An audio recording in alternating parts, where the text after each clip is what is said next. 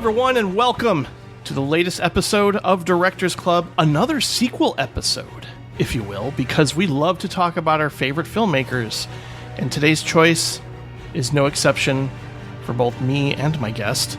Not to mention the fact that wow, this is a shocker. The last time we talked about this director was way back in 2011 with this exact same guest. I'm talking about someone who has been on the show every year for the 30-year retrospective at the very least.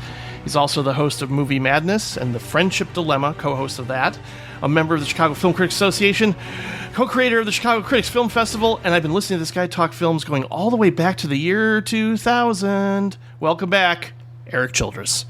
Hey, man. Hey, what's up? How are you?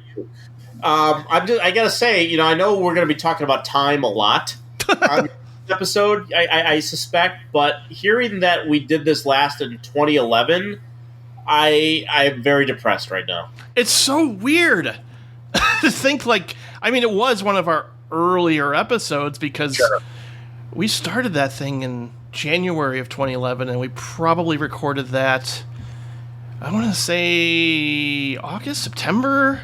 It might have been September. Yeah, I don't even remember the date. It's amazing. My God. It's crazy to think that The Dark Knight Rises hadn't come out yet. Yeah, so we had just covered Inception. That's how far we got? Yeah. I mean, we covered the majority of his filmography because it was pretty small. Right. Yeah. Back then. I think we touched on just about everything. Certainly a couple of titles were just reduced to a paragraph or something. But, for the most part, we did discuss quite a few. And mainly focusing on Memento and The Prestige. Right. That I remember we streamlined it a little bit. Yes. Because that was back when I was like, let's just keep it to 2 movies. And 6 hours later, on every other 30-year podcast that we've done, or that was the 30-year podcast that we've done, we've forgoed that lesson. It's a wacky show because it's changed hosts, it's changed formats. I understand if people are, I prefer the old era of Directors Club, or I prefer the Brad Nall years, or whatever. But I kind of like the fact that I just keep coming up with weird things, or based on whoever the guest is, just sort of let them sort of dictate how things go, more or less. I mean, I do kind of like the idea of what we're doing today, to where I might ask each guest in the future if they would like to do this. And I am not using the term draft, people. The term draft is off the table. Yeah. We are calling this a collaborative ranking of the filmmakers' titles.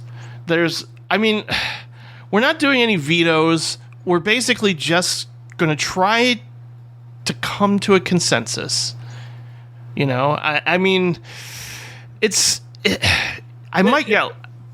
did something similar for Richard Donner, but that was more based on a draft.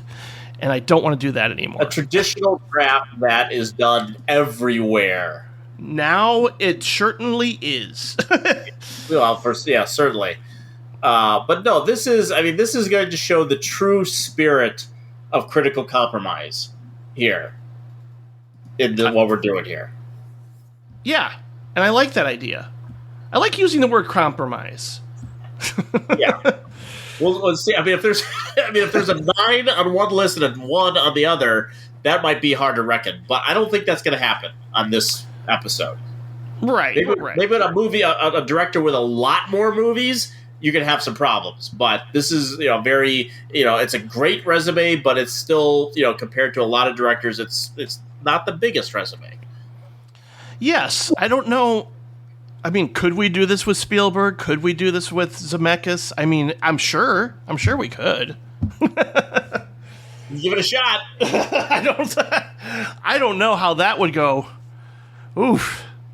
I think that a lot of these, if you do continue to do this, I bet in most cases, your bottom 3 are not going to be that dissimilar. When you get into the middle and the top, that's when it gets hard. But I think when you get to the bottom stuff, I think there will be a compromise of what people will say are the lesser of someone's resume. Mm-hmm. Yeah, and I think that will start with tonight. Yeah, so each of us are going to sort of make our case of placement. I mean, I'm sure you share this with me as well. I'm a huge fan of lists. I do. I enjoy Letterboxd for many reasons, but that being one of them. Well, that's also what's interesting too. Is I'm seeing more and more people. I wouldn't say there's like a backlash against ranking or even putting stars on a movie, but I do see people using Letterboxd as just like, oh, I just watched this movie and I'm not even going to rank it. It's just a diary, right? Yeah, which is fine too. Oh yeah, I'm not like saying that's bad or wrong. Right. Yeah. You don't have to rank anything. We just like to rank stuff. I mean, I like the idea of ranking stuff as an individual more than say like, this is the ranking, this is definitive, and this is what you have to follow. I don't think that when I make a ranking, I'm making a ranking that's personal. This is what I believe. If you don't believe it, that's fine. But don't call me a son of a bitch because I think differently than you do.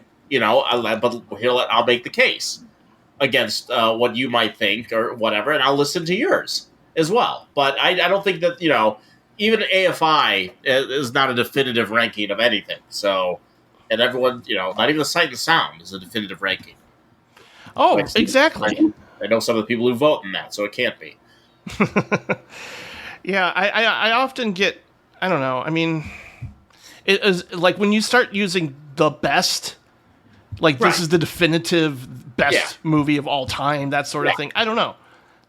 Yeah, you have to get away, ranked is ranked, but ranked to an individual, ranked for whatever reasons they have for ranking things in a certain way. If you just say, this is the definitive list, and this is my, I'm saying this, well, no. You can't do that.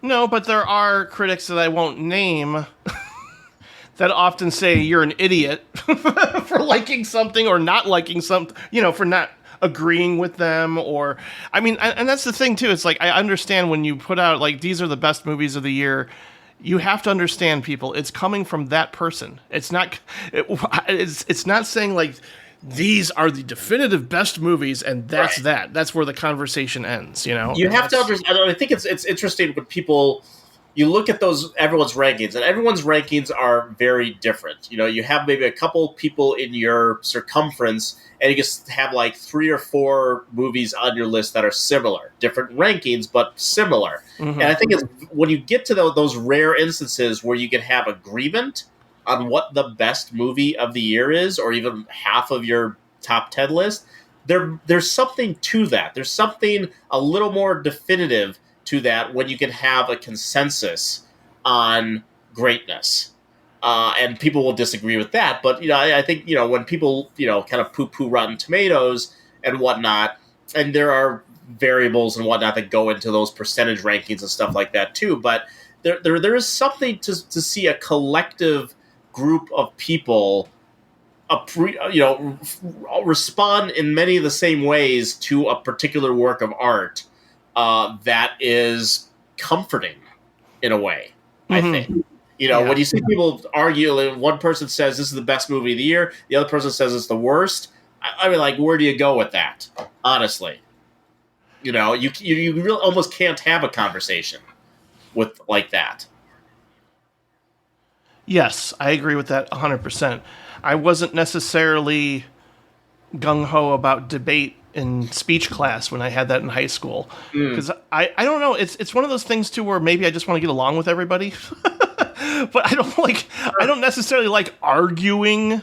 That's not my forte. I'm comfortable in expressing my opinion on something, but it's just a matter of, it gets exhausting, especially if they're coming from a completely different place. Well, it's only exhausting for me when you realize that person isn't listening to you. They're if they say their piece and you have your piece, and then they're just shaking their head no, no, whatever it might be, and it could be something controversial, it could be something middling, or whatever it might be. when you can't get through to someone, like I can listen to someone I completely disagree with and go, okay, I see where you're coming from. Sure, yeah. But I don't agree with that, and I don't think that that's how I view any particular part of any particular film. But I go like, okay, I see where you're coming from as an individual or your viewpoint towards that, because we're all snowflakes. We're all different. We all approach things in different ways. That's why we don't all have the same top 10 lists.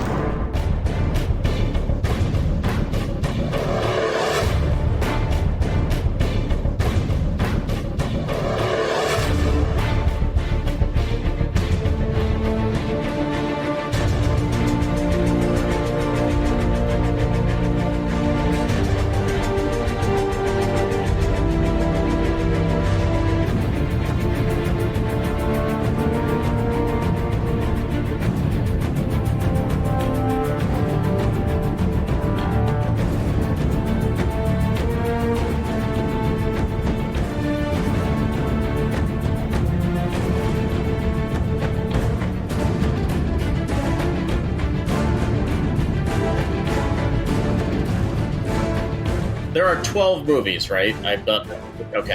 I'll make sure I'm not missing one on this list. Yeah, I'm not going to include short films if he's made any.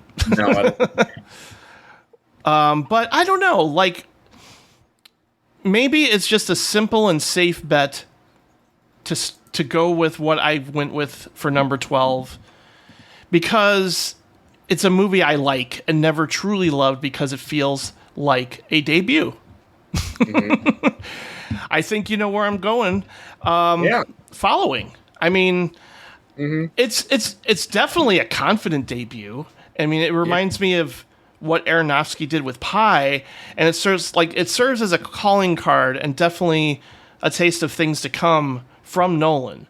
But I'm just not passionate about it the way I am with a lot of his other work. I would probably say like the first 4 or 5 titles on here, more or less, I think are very good movies. I don't know if I would say they're great.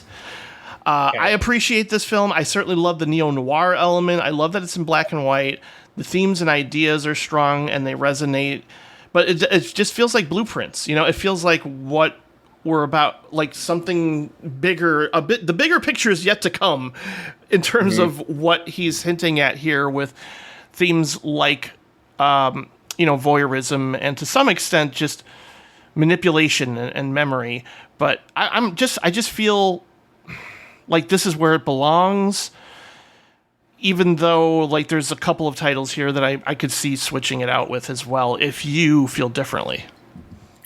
Yeah, and I would make the case, because it isn't my number 12, but because when I look at Following, which I'm with you on the same wavelength, that it's good. It's it's certainly not great, but I think that more than most debuts that you see from any particular filmmaker or filmmaking group, the blueprint that you see is such a rare thing, and you could see skills, you could see technique and stuff like that in people's debuts and stuff like that, but rarely do you see the blueprint for almost an entire career. Sure. The themes that they're exploring, like even like Spielberg, like you can't necessarily say that particularly about like Sugarland Express or Duel, whatever you consider the first movie is.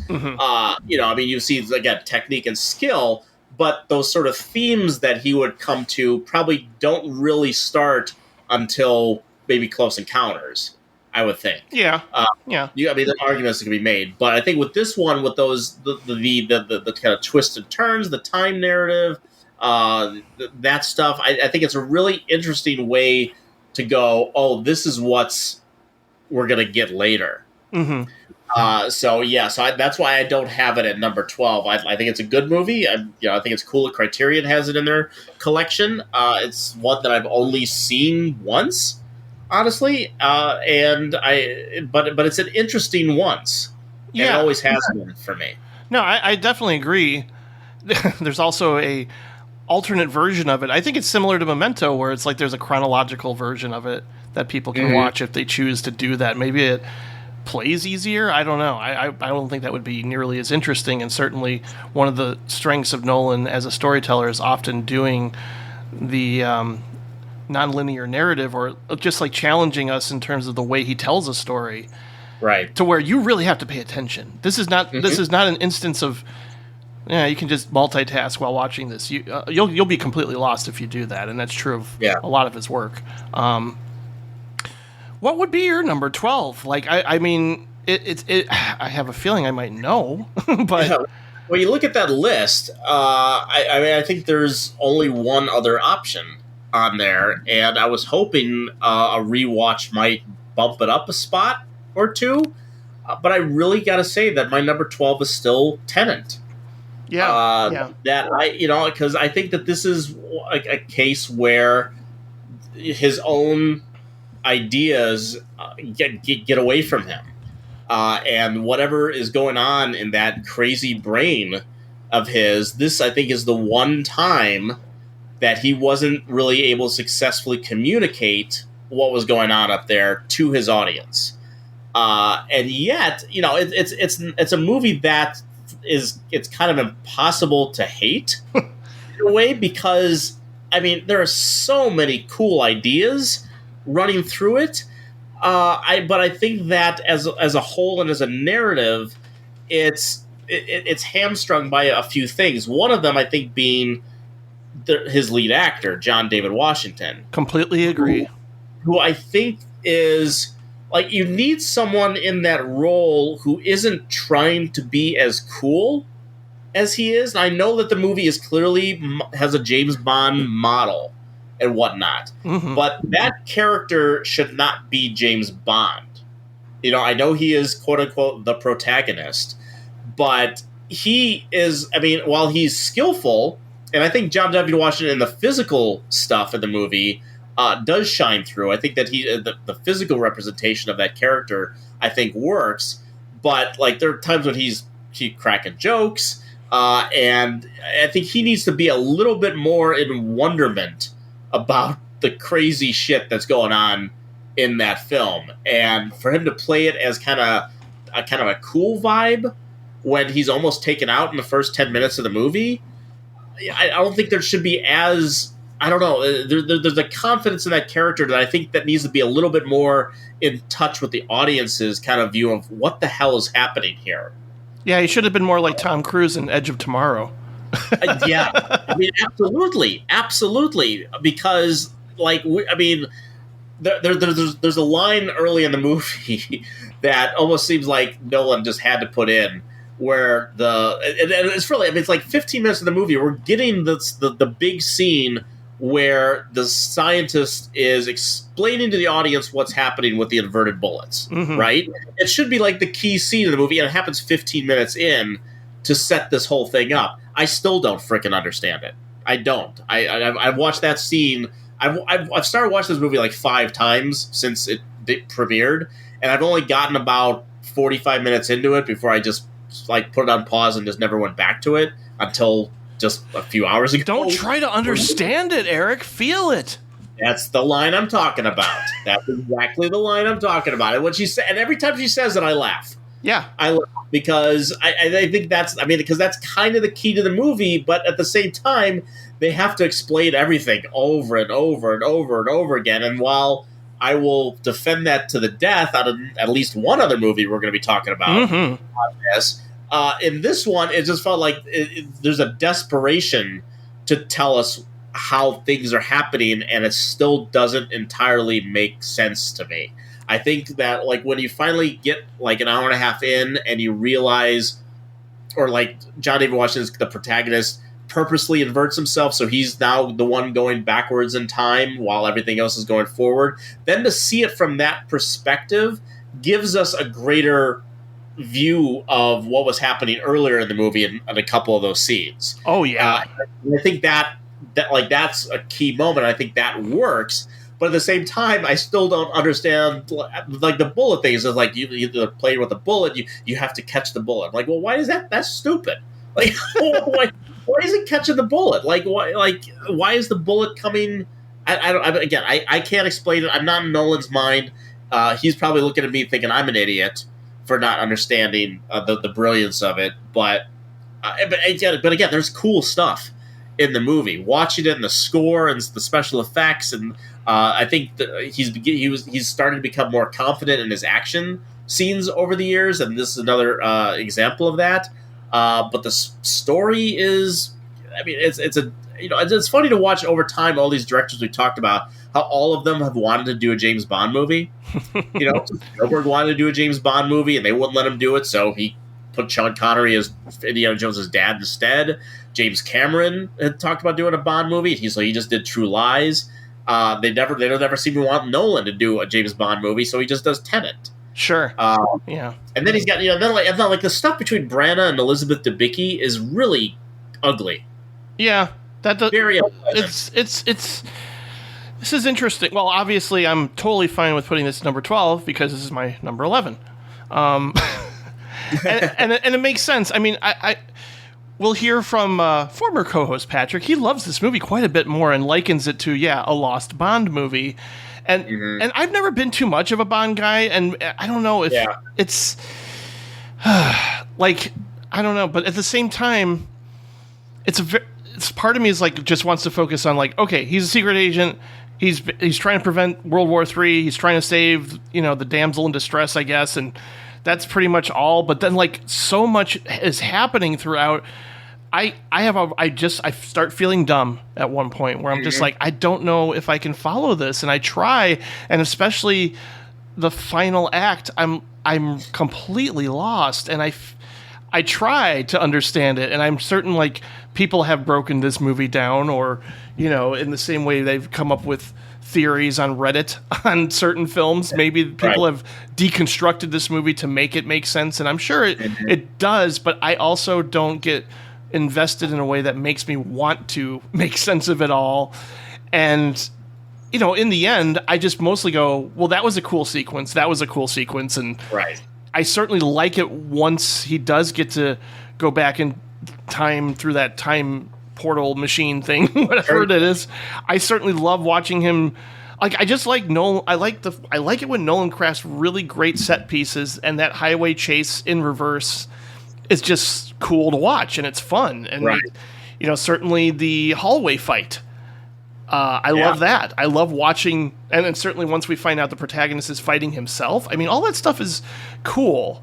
That's why maybe I put this a notch higher, only because following doesn't have cool action sequences that I'm just like, well, I enjoyed watching that.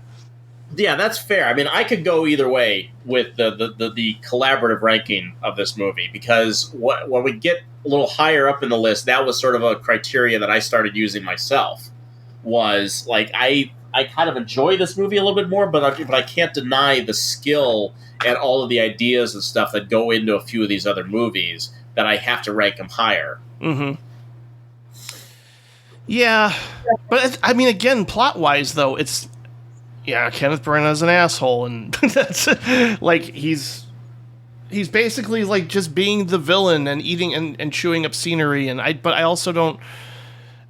Unlike other Nolan movies, I don't necessarily care about, Elizabeth Debicki being reunited with her child and all the stuff that, like, I'm surprised that I don't give a damn about. And I'm surprised how little I care about John David Washington and the relationship he has with Robert Pattinson. Like, I almost wondered if Robert Pattinson was the lead, if that would have changed things or made me perk up a little bit more. Well, I mean, he's charming John David Washington right off the screen. Yeah. In every scene he's in. I mean, he's in, and you want to talk about just irony, that I didn't even realize, I completely forgot, as I usually do when he appears in movies, that Aaron Taylor Johnson was even in this movie.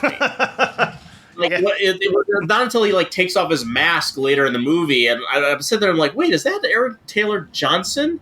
I'm like, and this is the guy they want to be the next James Bond? No, thank you. Ugh.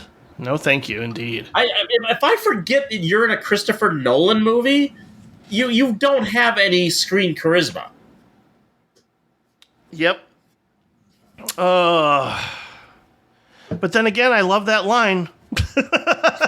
Don't try to understand it, just feel it, and that could be true of a lot of movies. Well, that's a good piece of advice for a lot of Nolan movies. Yeah. That's why I was like, is this a response to people who, Right. you know? Well, I'm sure it is. Yeah. I mean, again, like, it's... If you had following at 11, or do you? Or do you not? Yeah, I am following 11. Okay. So, gosh, I mean, again, I'm also not going to fight you on this either. Like, because the irony that one of these has to go forward and one of them has to go backwards. If that. Yeah. Well, let's move on to number 10. And we could debate it later. I'm good either way. You're good either way. It's already being collaborative, so this is how we roll. Yeah, I'm happy with this so far. Yeah. Okay. Okay. So again, like I just rewatched this one fairly recently with my mom, and we were both really engrossed with Insomnia, which is my number 10. And perhaps, like, on one hand, I'm like, well, it's a remake that maybe didn't need to be remade, but when you have a cast like this and Nolan at the helm, how can you not be curious at the very least, especially since this was his follow-up to Memento, and you're like, well, what's next for this guy? And Right. I was definitely surprised, and I don't want to say, like, oh, it's entirely straightforward, but it doesn't have the narrative trickery of something like Memento, to where anybody could probably... It might be one of his more accessible movies in that regard. Like, it's just a straightforward sort of murder mystery that becomes something else entirely once the murderer, quote-unquote, is revealed.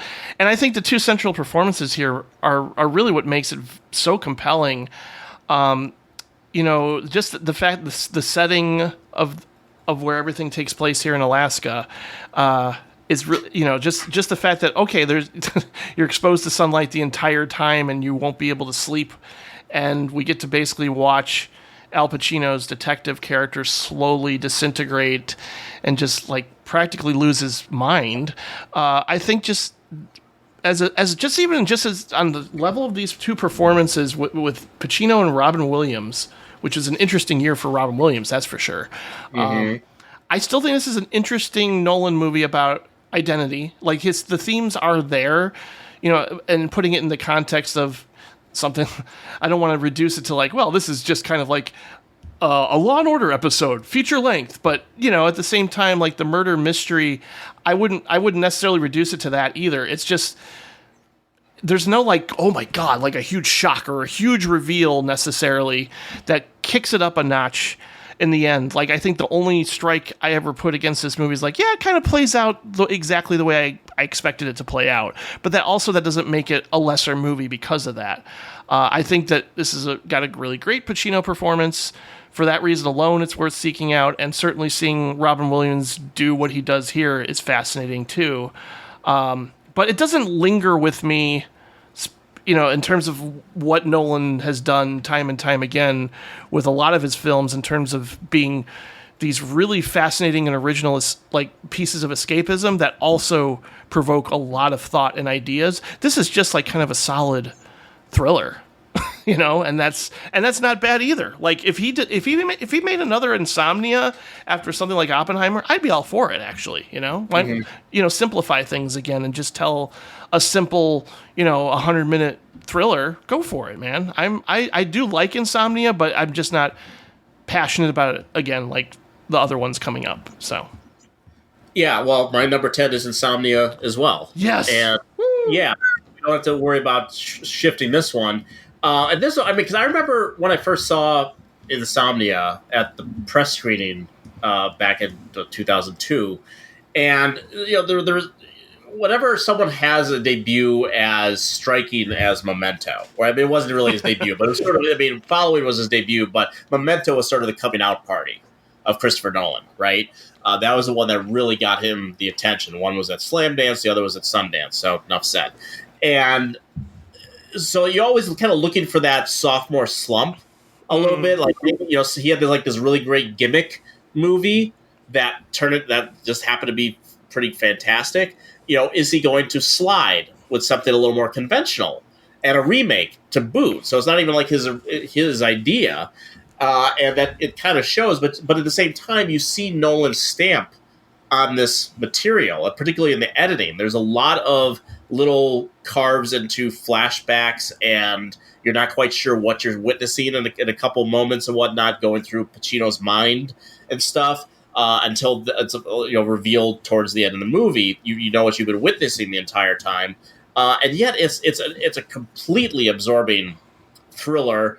And I watched this not too long ago. My Friendship Dilemma co-host Morgan Geyer was also doing a Christopher Nolan podcast, so we were all in text while she was watching something, and when she was in the middle of insomnia, I'm like, well, I got to put this on because I got to be able to comment because I hadn't seen it in a while, and so we were kind of a little back and forth about it. And she had some rightful criticisms about the way the Hilary Swank character is kind of covered, particularly procedurally.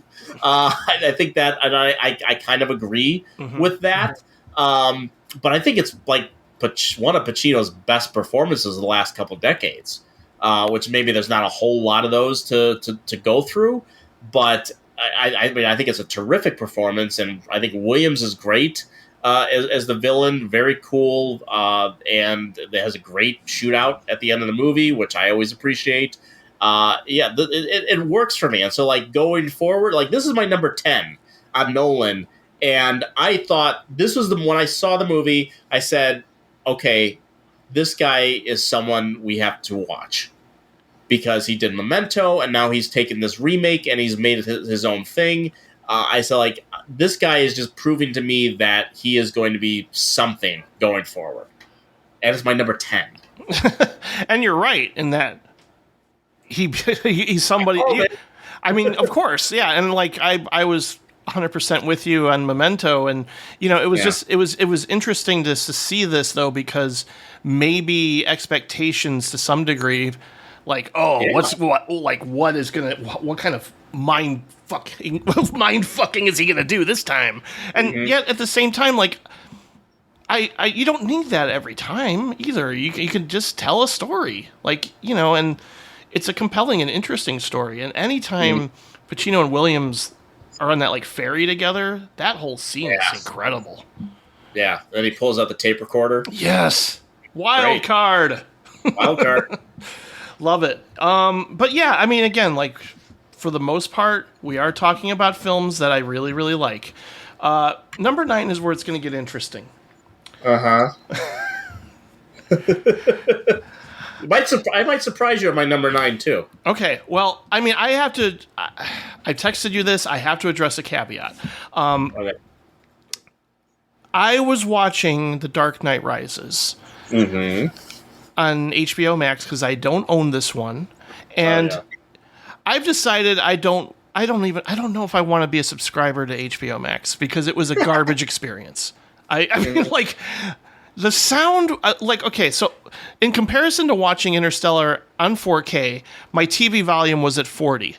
Watching Dark Knight Rises on Max, I had to have it at 90 to hear anything, and I was like, what is going on here? I mean, I don't know if this is like a thing that everybody's experienced or not, but I just noticed that, like, okay, I had to have it at 90 to hear things, and obviously nowadays I just have subtitles on regardless, but Bane's voice was mixed very strangely. It was like super loud at certain points, I mean throughout the whole movie actually, and it was overpowering to where I had to turn down the volume. And I kept thinking to myself, well, maybe if I had watched this on 4K, maybe my experience would have been better, and maybe, the rendering of the sound was consistent and much better than it was on Max. And I don't know if that's something, like, because everybody talks, this is one thing we can bring up in general with Nolan, because it's a criticism I've heard a lot throughout his filmography, is that sometimes his score or sometimes his movies aren't mixed very well because people can't make out the dialogue for whatever reason. Yeah. There's a constant criticism ever since, I think, mostly The Dark Knight.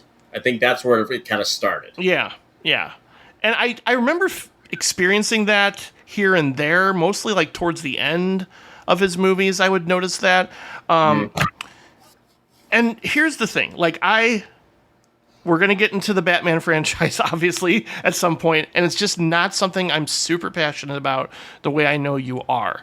I think these are good movies. I don't think they're poorly made. They're some of the better examples of comic book movies. I just don't feel as much of an investment in what happens because, for the most part, I know the outcome. I know who's the villain. I know who's the superhero. I know how things are going to play out. So there's very little suspense. And this one is just kind of how I felt on first viewing. It's a little overstuffed. It's a little dense, and for me, the villain isn't as memorable as obviously the one we had before in Dark Knight. But I'm not saying that this is a bad movie by any stretch. I am entertained by it. I am certainly enjoying the action sequences. I am certainly enjoying watching, Nolan sort of make commentary on Occupy Wall Street, and watching this post January 6th is also very interesting. So yeah. I will say, like, it's yes, it's at number 9 for me, but I'm also open-minded enough to think another rewatch down the road could bump it up in my mind.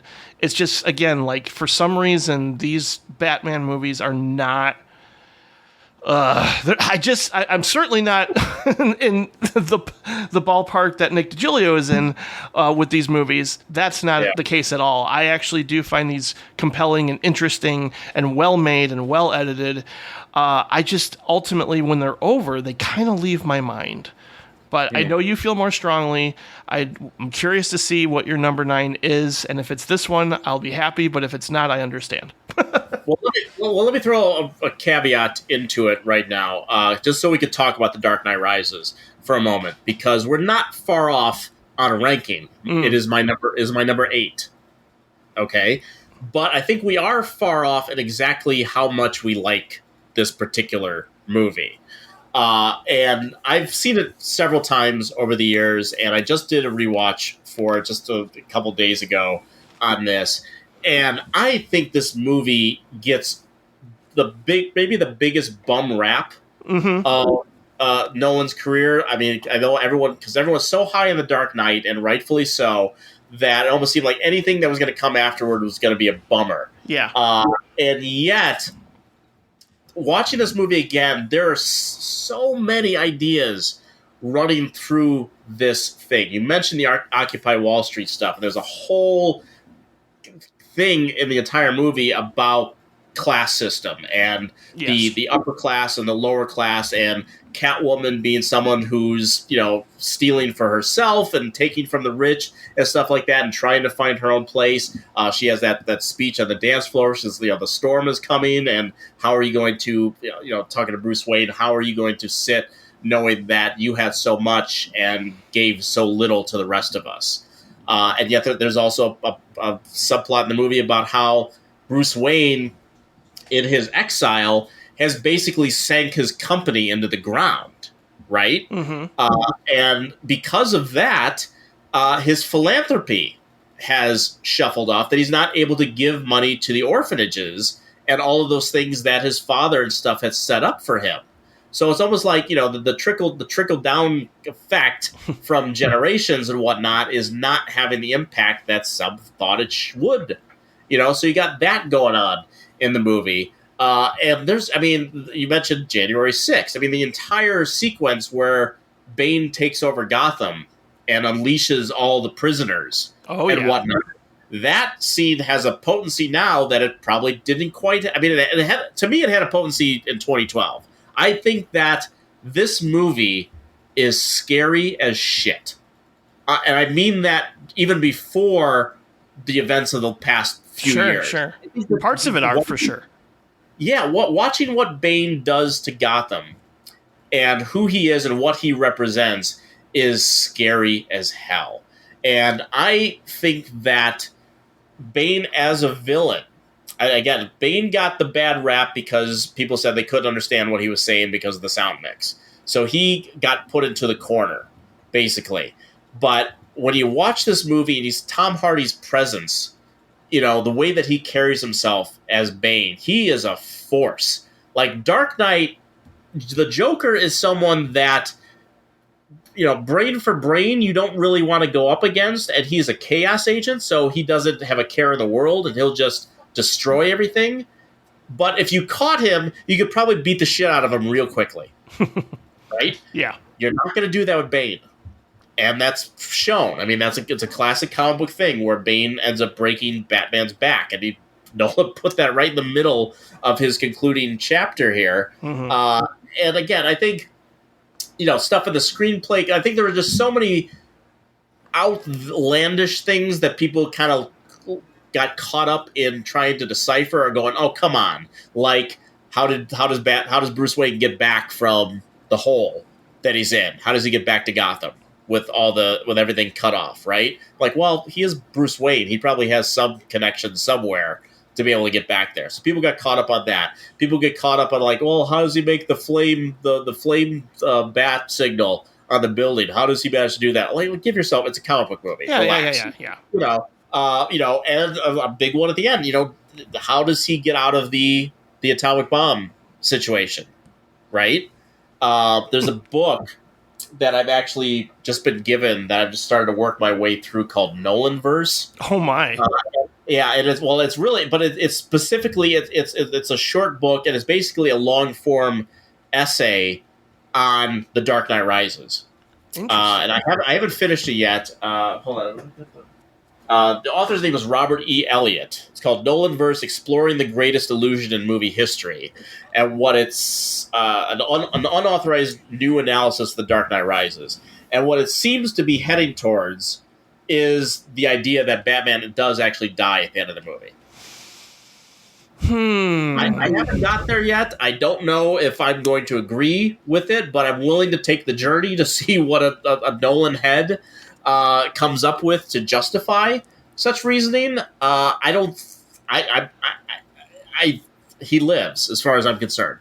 Indiana Jones can survive the cliffs and all that stuff, and all that stuff. I think that you gotta give yourself over to it, and it just doesn't make a lot of sense. But again, I haven't read the book, so I'll leave his theory for later. But I think people get caught up in some of those details that they neglected a lot of the bigger things that Nolan was going for with this movie. And I think that, again, his action scenes get better. That whole assault with all the police and the Bane's people, or the prisoners, all converging there for that big fight on Main Street is incredible. The whole scene with the Batwing chasing the trucks, I think, is maybe arguably one of the best action scenes, pure, like, full-on action scenes that Nolan has ever put together. Sure. I think it's fantastic.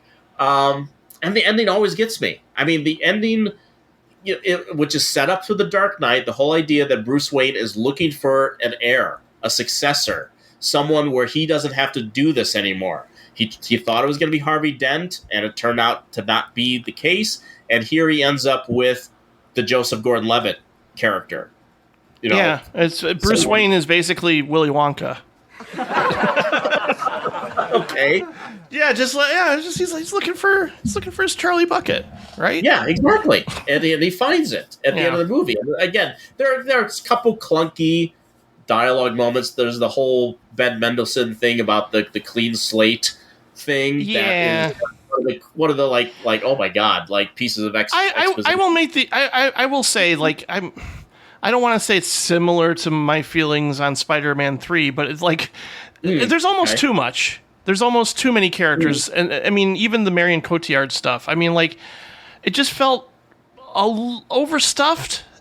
I mean, like, and at the same time, it's not like I tune out or get really angry at or like I have a reaction to something where I'm like, oh, well, that didn't belong or that shouldn't be there. It's mostly just like, this is a lot of movie. It's a lot of movie. It absolutely is a lot of movie, and I dig it for that. I mean, that's a movie that it goes for it, but it doesn't sacrifice its ideas in just cheap thrills and trying to wrap a whole bunch of stuff up. The ideas are carried over from the previous movies, and I think it's a scary ass movie. I mean, Dark Knight. There's an intensity to the Dark Knight that I think is very almost unmatched in a lot of contemporary thrillers and action movies. But The Dark Knight Rises is a scary ass movie. When you count, I mean, that whole, again, the implosion of the football field. Oh yeah, all the bridges being exploded at the same time. I don't, however that was achieved through visual effects, it's flawless. It looks fantastic, and you just sit there like, oh my god, like we're screwed. And that's sometimes we feel like that today. So yeah, we might. Let's hope we don't feel that way in November. We won't. We won't. Okay. I'm going on record. We won't. Okay. But prepare. Anyway. Yes. No, I'm not saying that, again, like, even putting it at 9, I part of me is like, that's probably why, like, I would move it up a notch. I'd be okay with that. Yeah. But what would be your number 8 then? My number 8 was Dark Knight Rises. Oh, okay, okay, I see. My number 9 is Dunkirk. Okay. Yeah. That was my number 8. So see, there we go. And Dunkirk is another movie that I actually put on while Morgan was watching it. I think it was a little bit behind her. Trying to make the case that movie is, again, the intensity is what that movie is all about. How riveting it is to be put in those situations, and people want to argue that the time jumps and all that stuff that he does in the movie. I think that's purposely keeping us off kilter, and the way that if you were a soldier on the ground, time doesn't move when you're trapped in a situation like that. When you don't know your way out, time doesn't exist. It's just hoping you get the next second, let alone an hour ahead. So, and again, it's just so masterfully put together. It's maybe it's simplistic in that way, but just again as a technical achievement and telling the stories from all those different points of view, and yet there's a triumphant nature to it, and there's a real emotional core to it, and ordinary people are lost along the way, and. As I watch it again, it's the shortest movie too, other than like Following and Memento, right? I think it's under 2 hours. Yeah, that's a big plus for me. Yeah, when I watch it again, I'm like, oh, that's right, this is under 2 hours. Like, fantastic, and it just flies by. It just flies by because there's a lot of planes, so yeah, that would make sense. No, I didn't get to revisit this one recently, and I wish I had. But I mean, I do feel strongly about it. In that, again, like I was surprised that a lot of people sort of wrote it off the way you were talking about, and kind of like reducing it to being minor Nolan and everything. But like, okay, so yeah, he does time displacement and does the challenging narrative structure, but this also has little to no exposition. It is like a streamlined. It's not even so much a war movie. I think even he said it wasn't really a war movie to him. It's more a story about survival and resilience and like just. But like, I love the 3 points of view structure. I like that, like you were talking about, in this situation, you would feel a sense of displacement. You would feel. Because in an actual war, there is constant unpredictability, and that feeling has to be jarring and dizzying and confusing while you're in battle, and like having to react to so many different things going on. And the 3 times I've watched this in the past, I feel shell shocked at times. Like I'm just kind of like, holy crap! It is a little similar to what I feel, especially in the opening of Saving Private Ryan. I feel a lot of that throughout this movie. And, that's certainly by design. And I think people sort of frowned upon, like, oh, there's less emphasis on character, and that kind of bugs people. It's like, oh, a lot of these people are just ciphers. I don't really get to know who they are. But, I mean, in this world, I feel like that's justified. Like, just in terms of how you tell this story, of this, like, the word I kept going back to watching it was immediacy. Like, you're just thrown in there. And you're spending 100 minutes or so in this situation and you're feeling it. Like, this is a movie that I feel a lot of anxiety watching it. And then, like you said, it does have a sense of triumphant, I just love the ending. I mean, I don't know how other way to say it. And I think a lot of his endings are kind of uplifting, you know? And I mean, that's, some people can sort of frown upon that too, but I mean, I get a lot of thrills out of watching Dunkirk, and it's one that I'm like, yeah, I should have gone back to watch it just because it's one of the shorter ones, and I do own it on 4K, thankfully, and I'm very happy about that, and I will watch it again probably in the near future, but I also don't get the emotional highs that I do with some of the other ones coming up. But again, like, I still think this is an incredible work of art in of itself, so...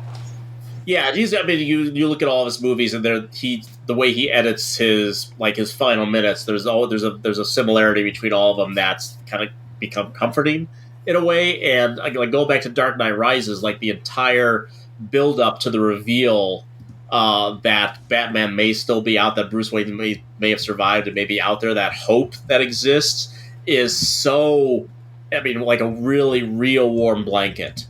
You know, and then knowing that someone is going to take his place, God forbid something, comes back and is, bad again and whatnot. Like, Gotham is a place you do not want to live, man. I mean, I love it. He keeps making that point of how shitty it is to live in Gotham until Batman came around, and then Bane just destroys all his progress in one flip. And another thing that I noticed, I mean, when you mentioned the January 6th thing, there's also a scene, talk about being ahead of the game. Not that this hadn't happened before this movie came out, but, I mean, there's a scene where Bane takes his knee and puts it on the neck of a black man. Oh, yeah. And it's just, again, I'm just saying that's just another thing that you just go like, oh, Jesus Christ. And just like he's, for people who complain that Nolan might be like a cold filmmaker in the same way that Kubrick is, there's the one that he gets compared to a lot. There's real, I think he has real empathy for, so many of these characters that he puts on. And if he's not always up to the challenge in the moment to like express his own sense of feeling, I don't know what I'm trying to say here, but just like if he doesn't quite communicate it to the point that we get emotional about it, maybe that's something he's working on himself. Again, we all process things in different ways, but I think that more and more he's gotten better at it over the years, and even right up to Oppenheimer. It's just, I think that there's a fear that exists throughout so many of his films. And sometimes that fear can supplement empathy that we feel. That maybe we should feel fear first, but feel empathy for the people caught up in that fear. You mentioned the word fear, and that word comes up quite a bit in my number 7 choice. Mm-hmm. And I think after we talk number 7, we'll sort of like, because we'll be halfway at that point, I guess, right? We'll sort of like we'll sort of like come to our consensus, at least with the first 6 titles. But I think a lot of the things that some people who have issues with the Batman movies pop up every once in a while, and like for me, spelling out themes through dialogue has always irked me to a degree, and like yet I like the things that are being said. So there's like a little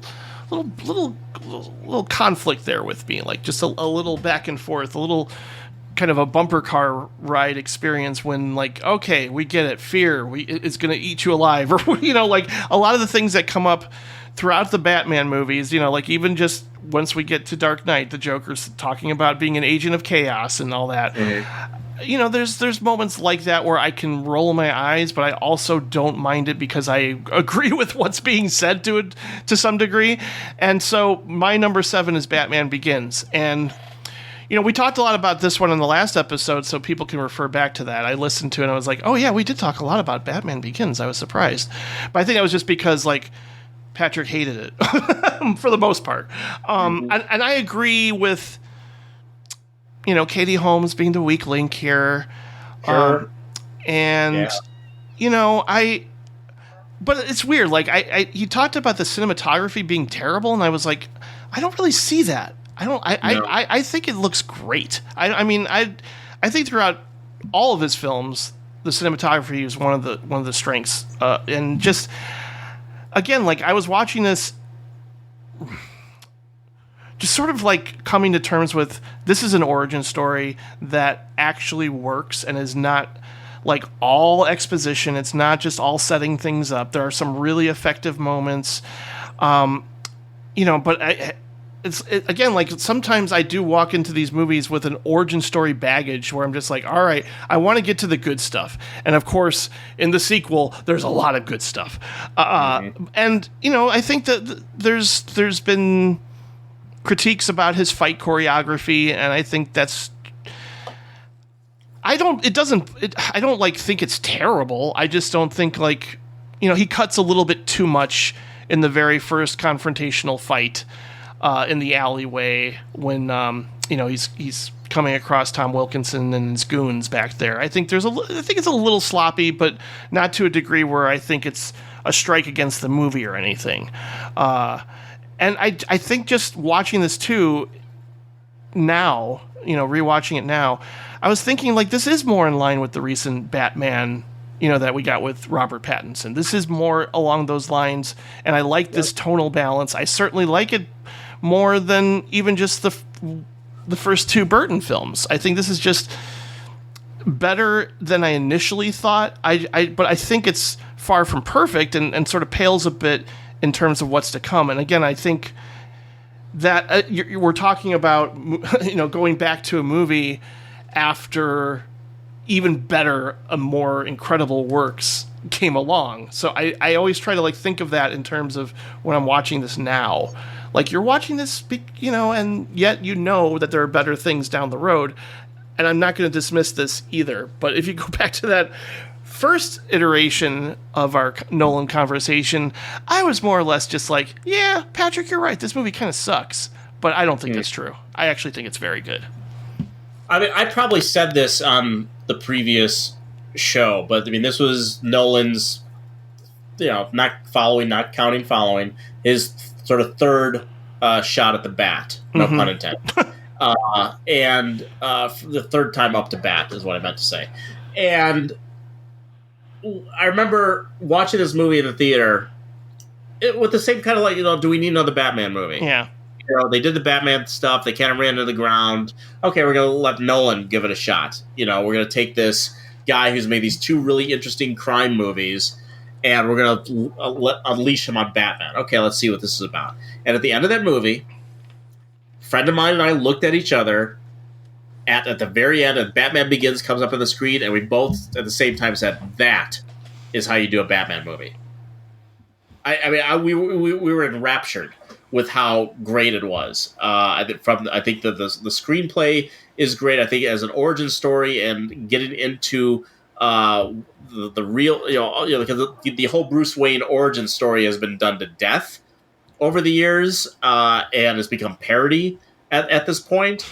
And yet there's a real sense of how that has affected him over the years. Yeah. And I love all of that gritty, grimy stuff where he's traveling abroad trying to find himself and all the trading and stuff like that. That stuff is so good. And then coming back to Gotham and like showing you how he becomes Batman, which is something we never got before. True. We never got, the television series, he was just, he was Batman. When Michael Keaton, he's just on the roof. He's Batman already. We know that his parents get killed and that's what led him to doing that. But we never saw him get the Batmobile. We never saw him, crafting the Batarangs and stuff like that, putting the suit together, like how, like all this military grade stuff that he has to come up with. Oh my God, that stuff is all so great. And then it has those very simple messages that you talk about. I think we're trained as critics sometimes when we hear things that seemingly are so on the nose that we tend to dismiss them because we go like, oh, well, why couldn't you show that visually, or why could you be a little more subtle? Show don't tell. Show don't tell. All this stuff. We're trained in our brains to think that way. And yet sometimes some of the best memories we have are movies that lay it all on the table in a single line, right? Yeah. That just sometimes that just happens, and it happens, and it's not an accident. It has to be done a certain way for us to accept it. And I think that it works so many times. This movie, the whole, why do we fall, Bruce? So we learn to pick ourselves back up. What a great simple message for everybody to have. And it all just works for me. The score works. All the new iterations of the Batman. I happen to love the Batman story as it is. So like I said, I watched the Gotham television show, all of it in its run. That's how much I like Batman. So it's just, I think that all of those stories are very interesting, and I thought he knocked it out of the park with Batman Begins, and it's my number 7. And you're number 7. I know, right? I mean, again, like maybe it's because I can easily relate to a nerdy Tobey Maguire in Spider-Man more than I can Bruce Wayne and his money. Well, yeah. We can't. Batman is not Batman without that money. Yeah, no kidding. But again, it's leading up to everything that we get to by Dark Knight Rises is that he was doing something with his money. Mm-hmm. And when he went into self-exile to, again, what he thought was helping the people of Gotham to give them a villain instead of the hero that they needed, he kind of turned his back on it, which is what you see a lot of people with money do to the rest of us, right? So he had there was a redemption story for Dark Knight Rises as well. We don't even see Batman in that movie until about 45 minutes in. Yeah. And shout out to young Glenn Powell in that movie too. Oh right, I forgot about that. He's the guy who gets beat up in pain at the stock exchange. He gets thrust on the back of the motorcycle. Oh wow, a little jackass he was in that movie. It's funny to see him now. But no, Batman Begins is my number 7. So this isn't quite going as you thought it was going to go. Yeah, I'm we're on agreement right now. I'm a little surprised, but I'm also kind of like pleasantly surprised. I mean, again, I'll be curious to see once we get higher up. But I think based on what you said about following, in terms of it, really like sort of. I probably mentioned this as being a calling card, but just like in such a like assured way, but also just not just hinting at things to come, but really sort of summarizing like this is what I'm interested in as a storyteller, and here it is, like in like a 70-minute indie film. Here it is. I think that's kind of what's making me more comfortable with bumping it up over Tenet, is what you said about following as yet like there are things about Tenet that are just damn cool to watch, so sure it's really hard for me to just like ultimately pick one versus the other. What would you say is the stronger point to like cement this bottom pick so we can come to an agreement for at least the first part of the list here? Again, it's like blueprint versus like where you started versus where you're at. Yeah. Right. And like you don't have the resources for following. You have a lot more resources for Tenet. It's hey, you know what we're gonna do? We're gonna swap them. We're gonna put Tenet at number 11, and we're gonna put following at number 12. Like, good effort. Okay. Chris, good effort. We're gonna bump Tenet up to number 11 and just go with that. I am very happy with that. Okay. Because again, like, I'm not bored watching Tenet, or I'm not like even. It's just it's not boring. It's just it's weirdly engaging while it's simultaneously be disengaging. The irony of the two things as they do a couple of times, they put your fingers together to show more forward and backward movement. That's kind of what it's like. You're of two minds, kind of watching this movie. Like the filmmaking is like amazing, but I don't know what he's doing with it. Right? Yeah, it's like two separate parts of your brain are engaged in different ways watching that movie. It's like maybe it's the ultimate symbol of movie going and criticism. That like on one hand you're really enjoying something, but on the other hand you go like, man, this isn't really very well made. I just happen to be really enjoying it. Yeah, that's a good point. Yeah. Okay, we agreed on 10 is Insomnia. So 9. We basically have to decide on 9 and 8. That's really the next hurdle. And I'm good either which way. I mean, I think Dark Knight Rises is a more ambitious movie. Dunkirk is arguably a better movie in its simplicity. Where? I mean, what do you think about this? It's tough because I like that it. Are you kind of equal with these two movies? I am more excited to watch Dunkirk again than Dark Knight Rises. Okay. Yeah. Well, you know what? I'm going to give you Dunkirk at 8, and we'll put Dark Knight Rises at 9 because that'll appease the haters. We'll do that. We'll throw a shout out to the haters because I want to have some more flexibility in my top 6. So okay. Yes. No, that's a fair compromise. And thankfully, this is reflecting my list so far. And honestly, I swapped those two when I said I was reshuffling my list today. I swapped those. Those are two that I swapped. Okay. 8 and 9. Yeah. So like it was a last minute thing. It's basically on just a recent 72-hour rewatch of Dark Knight Rises that I just think it's. I want to throw one out to the haters. Just like, you should go back and watch that movie again because it's a lot better than you're giving it credit for. And I want to watch it not on Max. Well, I didn't even get a chance to comment on it because I ended up watching it on Max too. I threw it on my television and was watching on Max. And yes, what you said is correct. And I think part of that is because I think, if I'm not mistaken, I think they ended up remixing the film a bit. I think they did it in theaters. They missed it in theaters because there was the preview where they showed that opening sequence in IMAX. I think before like Mission Impossible or something like that, and people said like they couldn't understand what Bane was saying, so they remixed the film. So Bane, I think, was a little bit louder. So I think that mix is what's reflected on Max. But yes, his voice is louder than the regular voices. Okay. It is. But I didn't have a problem with it. Maybe just because I didn't mind having it turned up. So yeah.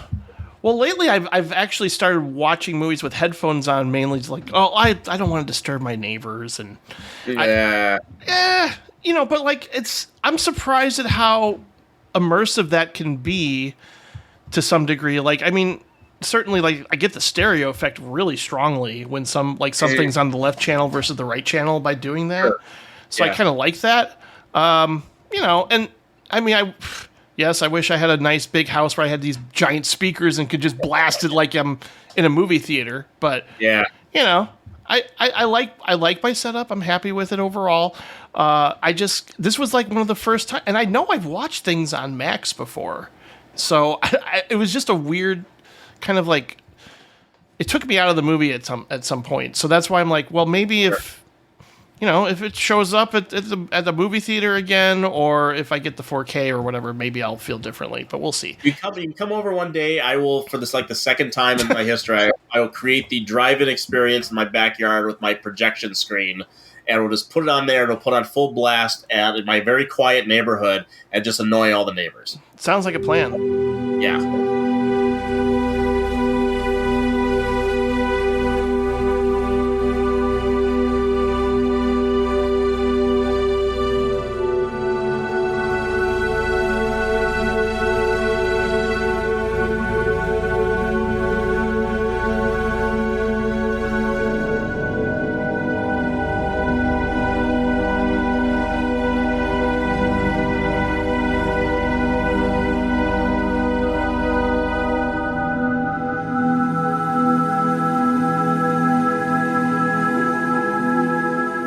Number 6 for me is his most recent film, Oppenheimer.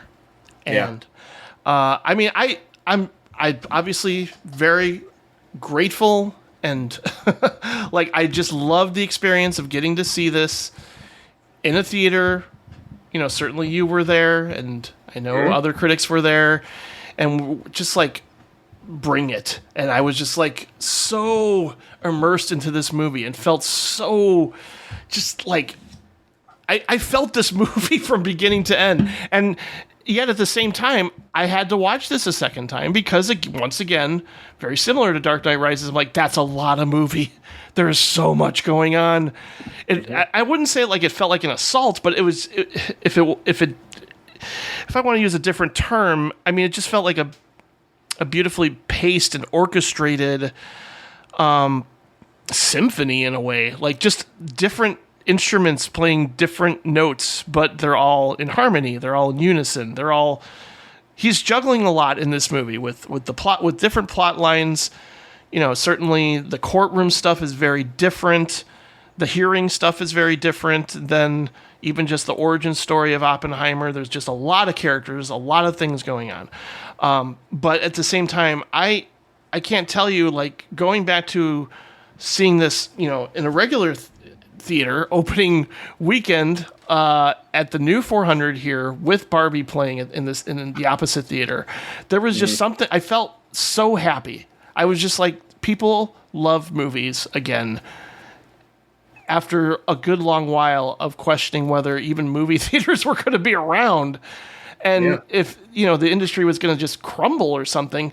And so, like, I mean, I might elevate the movie a little bit based on that, but I also can't deny the fact that this is, you know, he's doing a biopic in a way that only Nolan can do it. And I can see people like criticizing, oh, it's always wall-to-wall score with this guy, and he always has to jump around in time, blah, blah, blah, blah. But like the way he utilizes silence during that Trinity test, one of the best moments of maybe his career. I don't know, like, and some of the scenes in like, maybe I just like hearings. I don't know how weird that's.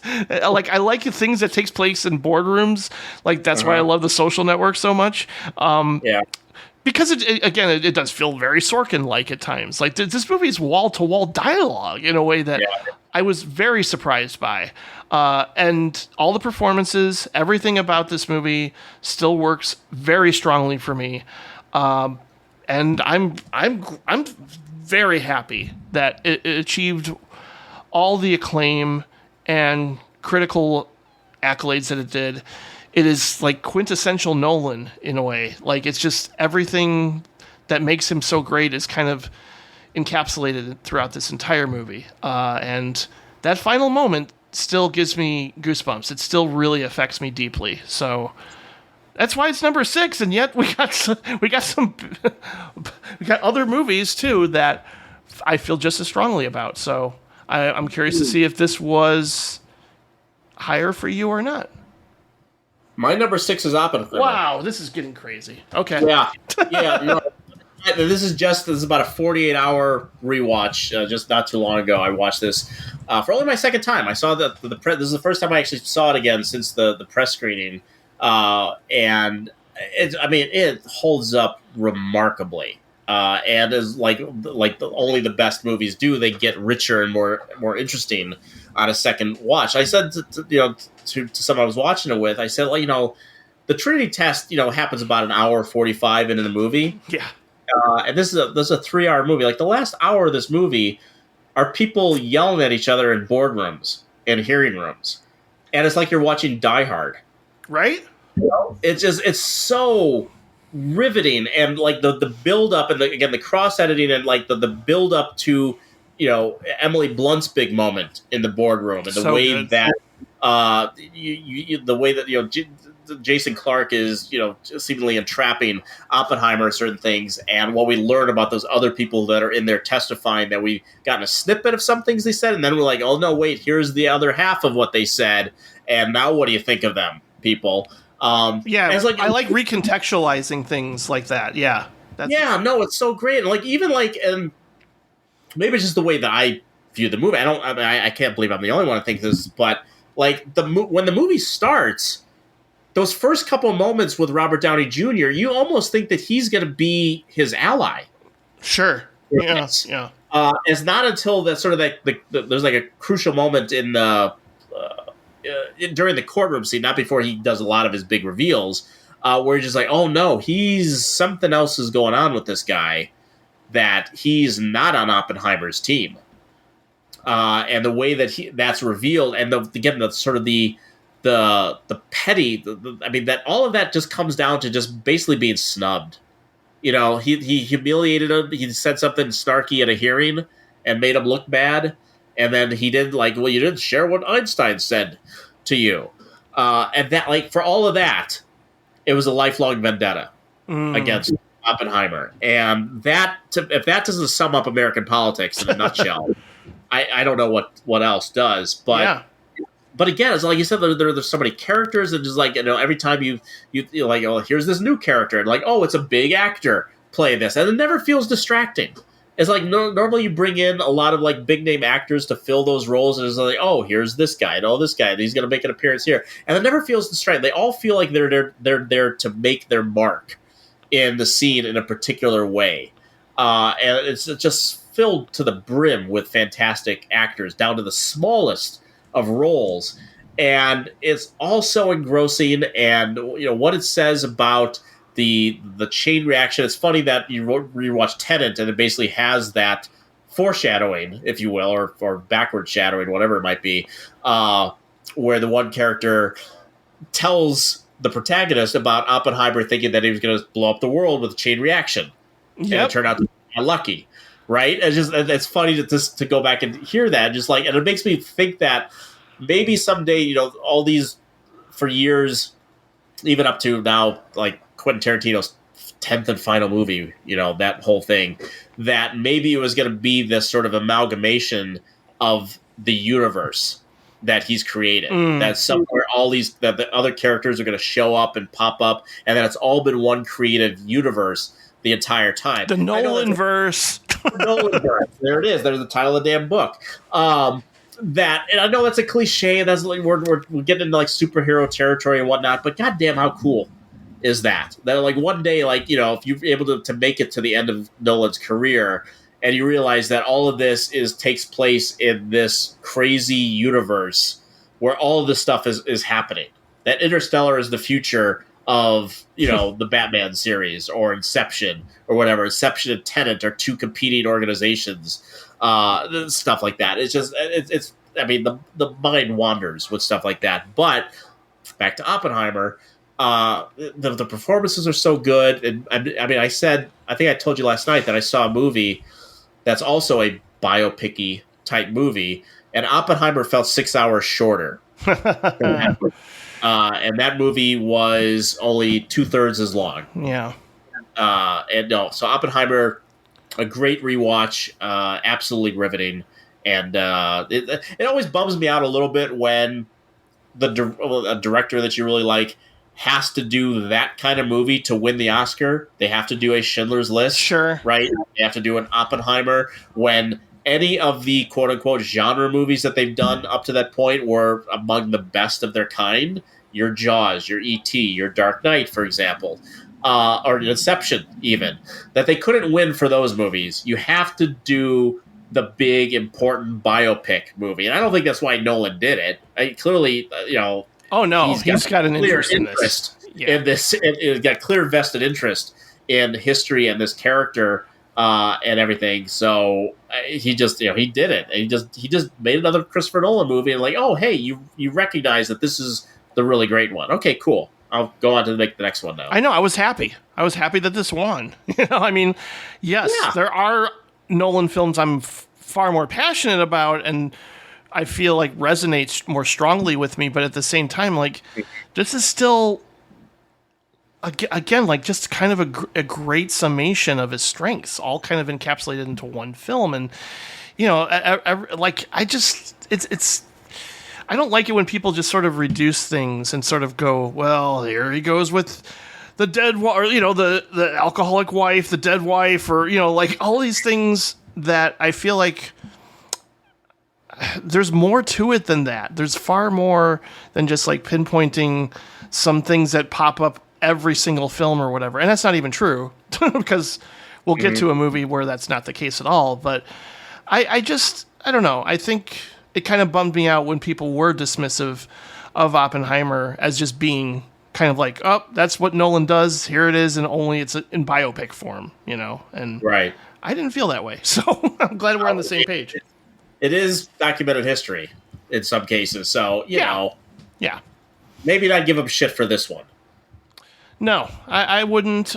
Although, I will we'll certainly hear from somebody who is definitely not a fan of Benny Safdie's accent.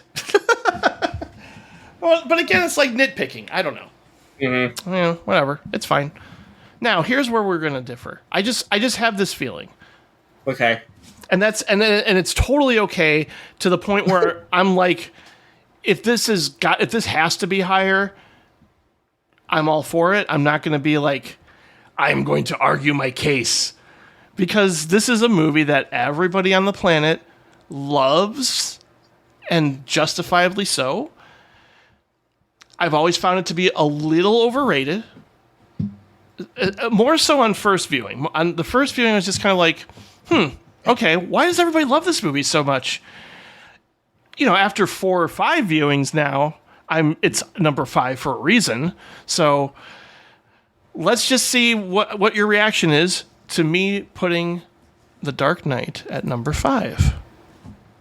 Because we're not that far off. Okay. Now, again, I'm not on the level of a certain film critic I've already mentioned, but I still often get a little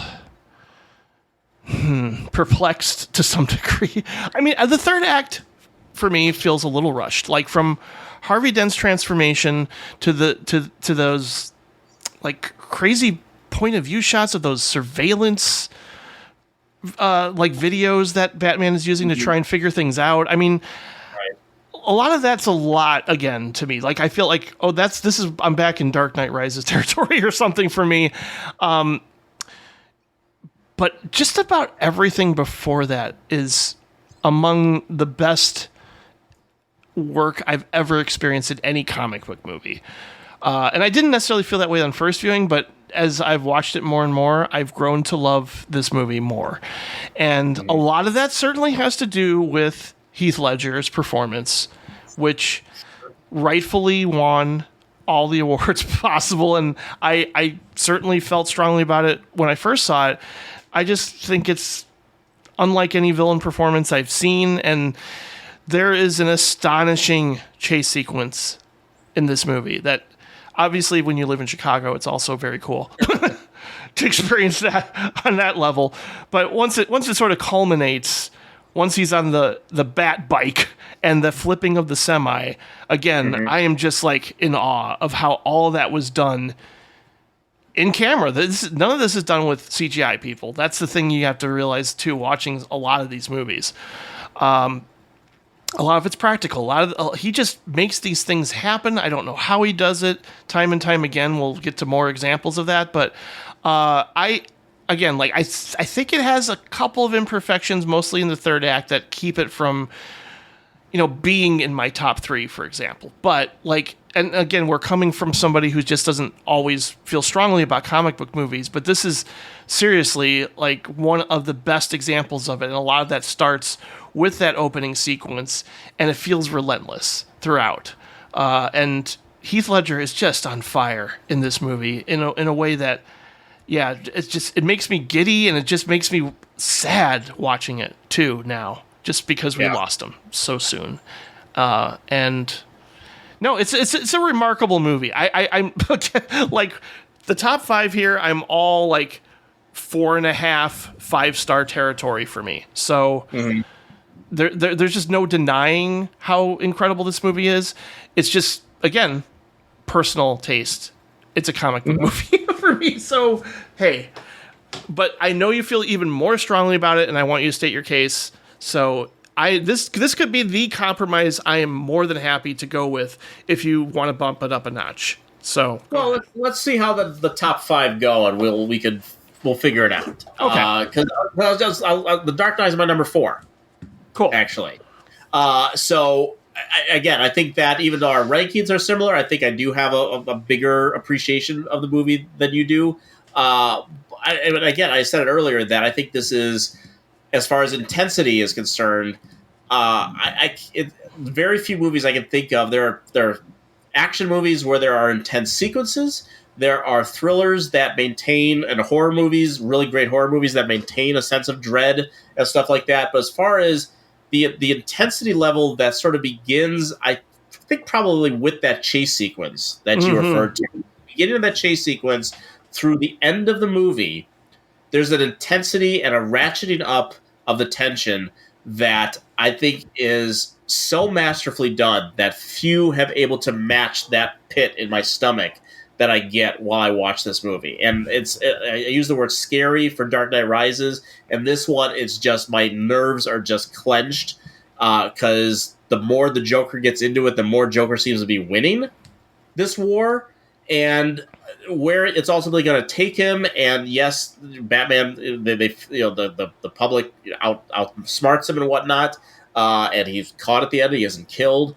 And yeah, I agree that the ending of the movie, it doesn't have like a big action-y finale, right? It has, it's got like that Bat vision that you talked about, and it's basically just Batman working through some, henchmen trying to get the Joker. It's basically the end of Tim Burton's Batman in a way. Yeah.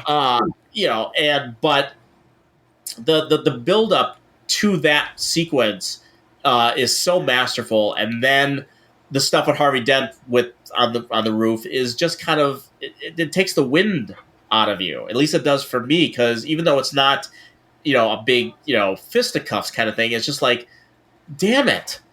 Like, if we can't even count on this guy who is built up to be the White Knight, right?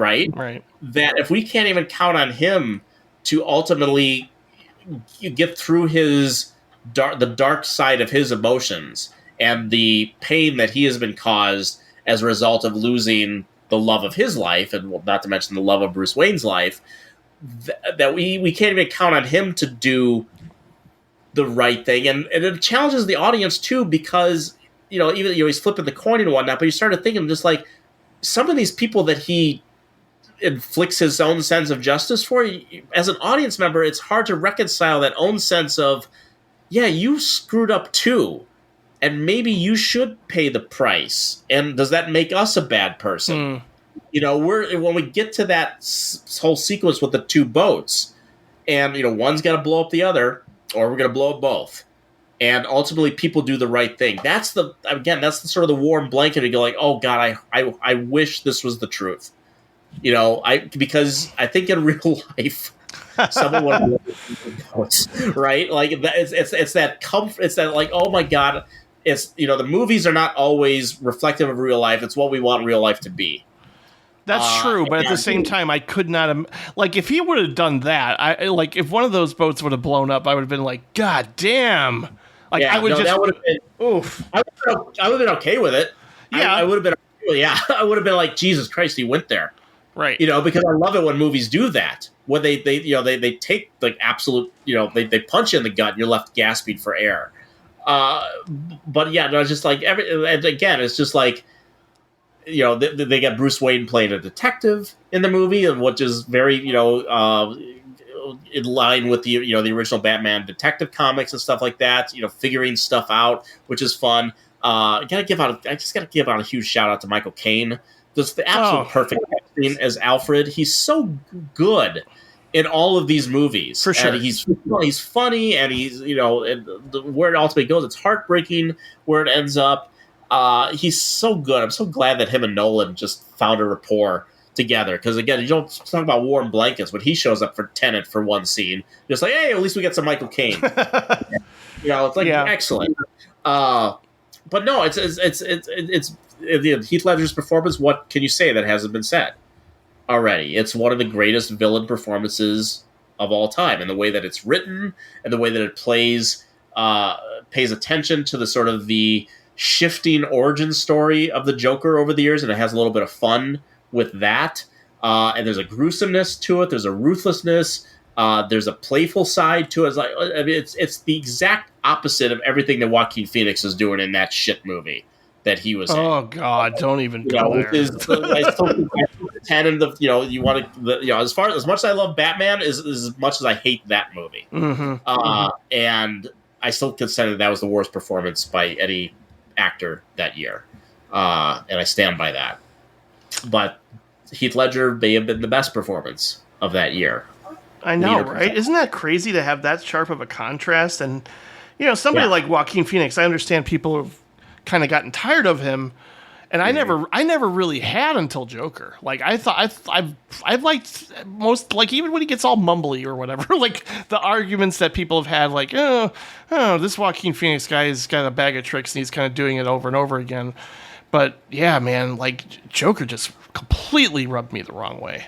In every way, and it's got a shit filmmaker behind it too. That's definitely true, and that's again, like especially watching all these relatively back to back to back. I think like something like The Dark Knight just stands out even stronger in terms of finding correlations and connections thematically throughout the rest of Nolan's work.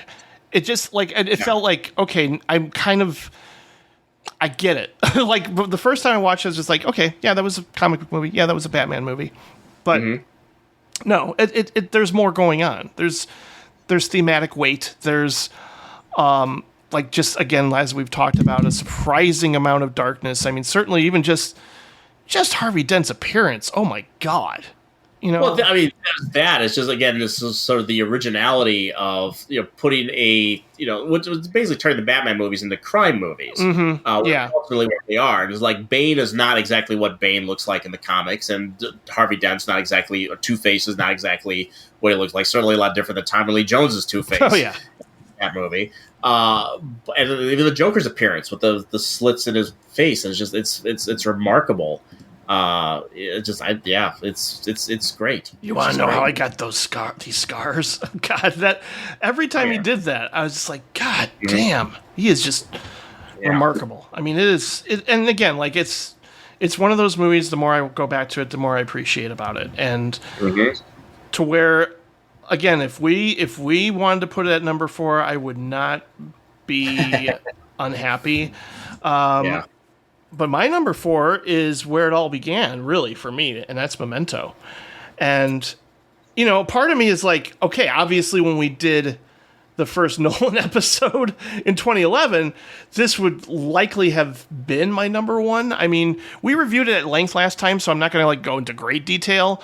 And I think most people at this point, it's almost like talking about The Matrix or something. It's like, what else can I say about Memento? Because I think most people who have seen it, who are listening to this episode and love Christopher Nolan, know why it's so great. And, I still go back to it once in a while and find so much to think about. And just in terms of the psychology of Leonard, and I mean, just like the emphasis on the fallibility of memory, just like how we rely on it to basically tell our own stories, and yet memory changes over time.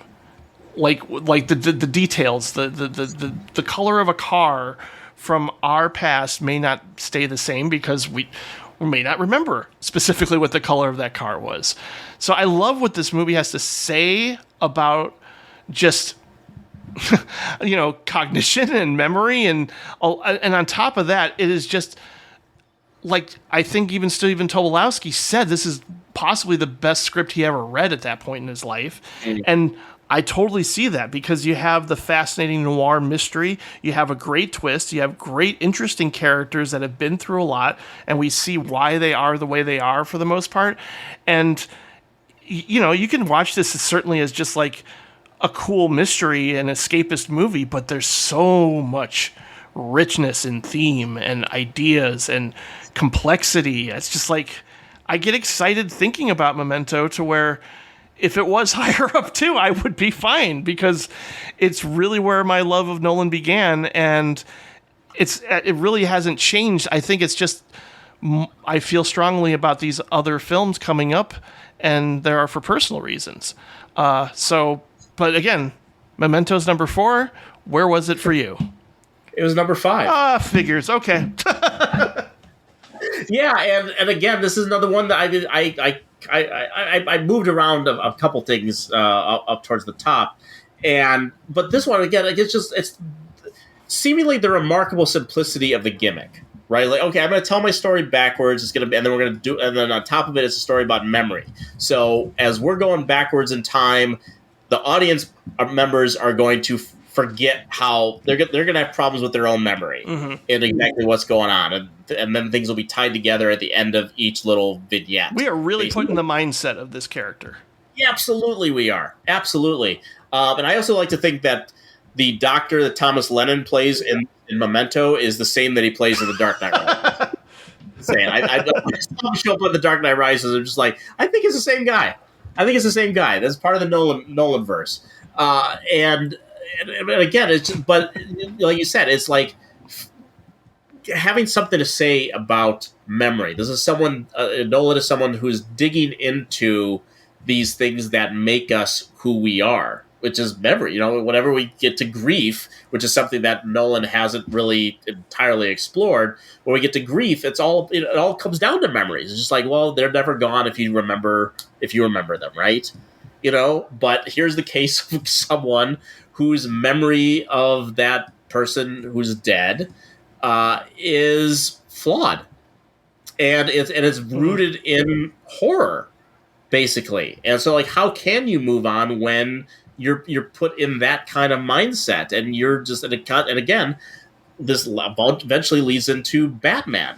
Which is not someone who is necessarily out for revenge, but to put things right and to correct the painful memory of lost loved ones and have a reckoning with that. And while they think they might be reckoning it in their own mind, I think it might be a line in Batman Begins, or maybe it's Dark Knight.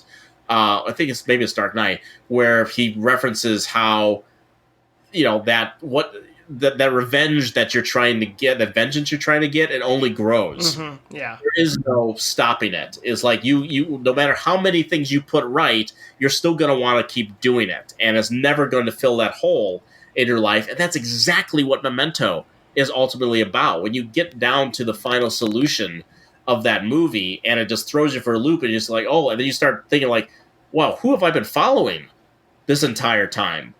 And the ultimate decision that is made in the final moments of that movie is like, oh, yeah, it's like a morality test in a way, and it totally is. Yeah. And I was just talking about Bound on my podcast, and saying how Joe Pantoliano's performance in that is one of his best. For sure. Memento is right in that wheelhouse too. He is fantastic in this movie. So good. I wish Nolan would work with him again in his stable of recurring actors. So good. Carrie-Anne Moss, so good. It's funny. It's exciting. It's thrilling. And again, a staple of Nolan's movies is that no matter if it's dialogue or action or plotting, there's a point in the movie where you just see him turn up the volume. You just see him turn up the pace to a point where things just start getting a little bit faster and a little bit faster. It just keeps going until you get to the end of it, and everything then slows down for a moment for you to sort of absorb it and kind of ease. It's almost like a landing of an airplane. Like, it's very intense. It's very you're coming in for a landing, and then you finally kind of glide in, and you get to the ending, and then you can kind of relax and you take it all in.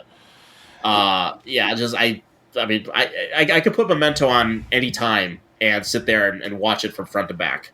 I completely agree. It does kind of. I mean, I've talked a lot about like how most of his films have uplifting endings. If you think essentially like how this movie begins, and that being the ending, it is sad. It is just. I mean, I don't think he's ever going to break this cycle. Really, he's just going to keep doing what he does because that's how he's learned to define himself.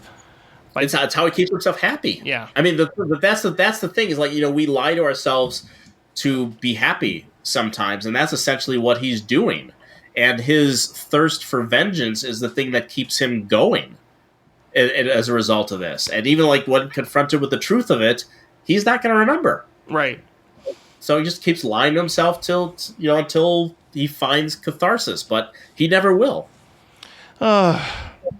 That's sad. So good. But it's so good. It's like, again, like I understand why, like this is one of those scripts that, oh God, I mean, how do you come up with something like this and then just execute it so breathlessly and flawlessly the way he did? And at the same time, like a lot of people have accused Nolan as being humorless. There's a lot of funny stuff in this movie, and not just from Joe Pantoliano. I mean, just like, things like, well, I don't feel drunk. Or, oh, he's chasing me. Like, there are little moments like that are very funny. Right. So, I mean, this is, I mean, again, gosh, all of these could be number one by this point. But, okay, let's move on because it's going to get even more interesting. Because, like, really for me, 2 and 3 could be flipped, and I'd be fine with that as well. Okay. Because everybody knows I love movies and stories about dreams. So I was primed to love Inception. And I was so glad when this movie ended. Like, most people were like, oh, at the end. Yep. I'll never forget that sound. I'll never forget the audience reaction to that ending. Yep. Whereas I was like, I just wanted to applaud because I feel like that was the perfect way to end this movie. And maybe it's like, okay, yeah, it gives you but I think that's exactly it. It gave me so much food for thought. It gave me a lot to talk about with people. And it was not just about the ending. It was just, there's so much about, and it's not just about dreams. It's about grief and what it does to a person to where he wants to constantly escape. And I mentioned this as a joke too. It's like there's an interesting correlation in the year 2010 for Leonardo DiCaprio between this and Shutter Island. Because they both, again, I know people groan when you mention dead wife, but they're a part of both of those stories. And I think this is, just something that really affected me deeply is just this idea of implanting mental instability into another person. Just like once you find out what he did to his wife, I get so I start cringing at the thought of doing that. Like the fact that he probably did that for good intention, but just I don't think there's anything malicious about what he does because she was. Like, her mental instability was already kind of off the rails because she wanted to stay in the dream world. Mm-hmm. Yeah, and he was a husband. He was tired of it. So he wanted to, get out of here, honey. Let's go. I don't think that he didn't mean to do what he does and affect her in that way, but it was kind of inevitable. Yeah. And it's just, I just get sad. And I think a lot of people have kind of wrote this off as being too exposition heavy. I think even that was brought up last time we talked about it. I love everything that's said and that's described. And I think we would be completely lost too if we weren't privy to what they're trying to deal with. And also, Elliot Page's character is new to all this. So, I mean, a lot of them are new to all what's taking place. So they need an explanation, so there's a lot. I think there's an argument to be made that's pro the dialogue in this movie as even if it's being spoon-fed to the audience, I still think it's necessary to understand what's going on. And whereas in Tenet, it doesn't work, here, it absolutely works. And I'm compelled by what they're talking about. And I'm so intrigued by this world and just the ideas. And, you can certainly dismiss it, and as just okay, everything's being explained, and I get tired of that. But man, I love this movie so much the more I go back to it. And that the ending to me, again, is positive. I see it as closure. I see it as Cobb letting go. I see it as him getting to be with his kids. There's no ambiguity there. That top starts to topple over just a little bit. So I think that's an uplifting ending here for me. And some people want to just claim ambiguity. A lot of people get mad at the fact that we don't see the top topple over, but I don't think we need to. I think we get enough there. So, but this could easily be switched with my number 2 because I love both of them pretty much equally. Because I'm always just amazed after they're over. I just kind of go, oh, how did he do this? How did he pull this off and make me so happy watching it? That's all there is to it. I get so like I turn into a kid again. Yeah, I remember at the beginning of the show we talked about like people having definitive views on certain things and challenging that or saying that like that's not the right approach. I'm willing to die on the hill with the ending that you just cobbled together, no pun intended, because I think it's pretty Batman survives, Dark Knight Rises. I think that's pretty clear. All reference to the book, I'll read that later. But in this one, it's made very clear in the course of the movie that the dream top never topples. It spins constantly and perfectly, and it never topples. When the thing starts to topple, that's when Nolan tells you, see, movie's over. Yeah. He made it. He made it. He's back in reality, and he gets to see his kids' faces. So yeah. I mean, I appreciate everyone's takes on this. I think a lot of them are really fascinating. There's a lot of detail and stuff that Nolan puts into his movies. And I think that this one, again, the exposition stuff never bothered me because, like you said, and that it sounds like a criticism, just like, well, if you didn't have the exposition in there, the audience would be lost. But you're taking them into a world that they've never been in before. Right. Not a lot of people have studied dreams.